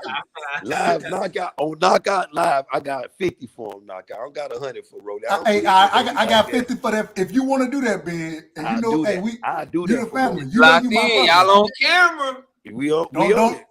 I got 50 on Puello. You got 50 on Rolly. That fight he getting knocked out in sparring by the same punch Tank knocked him out. I seen that shit. Man. I was like, damn, hey, Rolly. You grown, do your thing, man. You grown. You can't roll, Rolly couldn't roll. He couldn't. I ain't trying to mess my brother. I ain't trying to mess my brother right side out of no money or nothing. No, keep it up. Because I'm gonna be collecting. When Rolly fuck around, y'all gonna talk about, well, damn, he got robbed 2 times. You ain't collecting the goddamn thing, Ben. Jackson Ramirez and your boy Polio Tropical got robbed. At the chicken place. Alright. Yeah, okay. Man, Hey, look, Jackson man, Martinez was beating the shit out of goddamn Rolly, bro. I gotta wrap the show up, y'all, man. Let's give our last words. Ben, go ahead and get your last word, man. Hey, Let yo, everybody you know, what y'all you hit that like button, subscribe to Knockout. Y'all already know what it is, man. You feel what I'm saying? The most controversial Rice, motherfucking Rice side be playing, but Knockout be doing it motherfucking live. For anybody, y'all wanna debate? This your dude who you wanna fuck with. Y'all subscribe to the channel, hit that thing. Y'all subscribe to my homeboy Dub Right Side. You feel what I'm saying? He be doing this shit. He be capping for Catfish Crawford. You know what I'm saying? But thank you I'm again, capping for Knockout, for having Catfish, yours bro. truly. What are we talking? Benjamin in the Ben, building for talking my shit. You know what I'm saying? You give me a Ben. pass. Knockout don't block Hey, Ben, Benjamin. man, I appreciate you, bro. You know what I'm Take saying? it easy. Thank you again, my brother. Shalom to all y'all brothers. Keep it up on Knockout, man. And look me in my eyes. Your boy Lomo ducking, man. Already, take it Ben. easy, Much man. love, Ben. Daniel, man, thanks for coming back again tonight, man. Give your last word, let everybody know, you know what I'm saying? What's up, man? All right. I think we're gonna see what Tank gonna do after Ryan drop out of this. I want to see him aim towards either Shakur or Haney after that. I want to see a different pattern from him and not what we were seeing with Floyd. But that anyway, ain't gonna happen, bro. That ain't gonna happen. Yeah, Haney ain't gonna happen because Haney's fighting Haney, Shakur, none of those fights are gonna be available. Haney's fighting Loma, and Shakur's already fighting on April 8th. The best we can hope Chinese for the Chinese like dude. Gary Antoine Russell. Hopefully they don't do Gary Russell Jr. because he ain't gonna get no credit if it's Gary Russell Jr. So those are the two best we can hope for, bro. Or Frank Martin. Oh, Frank Martin. Yeah, Frank Nah, Martin. not Cambosos, bro. Frank would be a good one. I think Frank would be a good fight. I think that's a good fight. I love to see that fight. I don't think they'll put Frank in there right now, though. I don't think they'll put him in there with him right now. Yeah, that's a word, bro. But I appreciate you, Daniel, man. You take it easy, bro, and I'll catch you next time. Hey, look, man, before I get ready to give it to Right Side, man, y'all be sure to understand that we got a debate going down tomorrow. Money Brown TV versus my brother Boxer King David. It's going down tomorrow. Show starts at 7:30. Debate starts shortly after that. It's the Errol Spence Terence Crawford debate. So it's sure to be one that you don't want to miss. And so we'll be live tomorrow. And then y'all also catch all our videos, man. We upload content to the channel every single day. And again, for our members, we got the members only videos up. And for those y'all that want to know who I'm picking for the big fights and all the fights for that week, I ain't dropping the predictions to the public until the day of the fight. So if you want to know who I'm picking in these fights, you're gonna have to join the membership tab, man. We gotta make sure that we treat our members right, so they need to have more access to our exclusive content. And so again, if you don't see the predictions on the channel, it's not because I'm not doing them, it's because they members on the video. So y'all be sure to check them out. I will still make them available to everybody, but it won't be until the day of the fight. Right Side, bro, go ahead and give your last words. Let everybody know what you got going on. And everybody that's getting out the building, if you still want to listen to some boxing talk, Money Brown TV is live right now, too. So y'all go over there when we get done right here. Go ahead and give your last words, Right Side. Man, first things first, man. I would be remiss if I didn't say this right here. The great brother KQKC, man, I want to give a public apology to him. You know what I'm saying? I said he was capping. I think I wasn't trying to say that the brother was lying, nothing like that. And I felt like, you know what I'm saying, it was a misunderstanding between me and him. So shout out to my brother KQKC. If it weren't for him, I wouldn't know a lot of shit going on in this quote unquote YouTube boxing community. So shout out to KQKC, man. Much love to the brother. And my apologies, OG. It is what it is. So second things, man, I would be remiss if I didn't shout out Miss Knockout. Shout out to her for always allowing us to have your time knockout. And man, we were supposed to have the great brother champion Hart on last night. He had some things going on as far as the road go. The brother drives. You know what I'm saying? He wasn't able to make it back to Dallas in time, but he'll be on Friday. And man, I'm excited to have him on. He sounds like he got some stories for us, and he got some things he wanted to show out and show up with. So, man, shout out to him. And man, KO, man, you know it's nothing but love, bro. And hell of a show, brother. Appreciate you, bro. We try and work, man. Try and work for the people. You know how it is, man. But I appreciate you always supporting, man. Y'all go sub up the Right Side, show them some love. And man, hey, I'll catch you tomorrow, man. It's gonna be a fun show. It's gonna be an epic night, bro. Look, man, all y'all, man, hit the like button on your way out of here. Thank y'all for coming through. Shout out to Miss Knockout Boxing 86 TV, Omega Red, Crush the Legend, Educated Jab, Real Talk, King Omega. Who else we got, bro? Josh Riley, Juice, Ben Israel, Daniel Phillips, Jew Money. Who else we had in the building? Jay Grant Jr., PGH, PJ Hacky Master, Thomas Hill. Everybody that showed up and showed out, man. Zulu Line. I appreciate each and every one of y'all. Hit your like button on the way out. We'll catch y'all live tomorrow night, 7:30 p.m. Central Time. We will be live. We got the debate going down tomorrow between Money Brown TV and King David from Boxer Die. It's going to be epic. So y'all be sure to tune in for that. Appreciate everybody watching. Enjoy the rest of y'all day. And with that, we out of here. Peace out, y'all.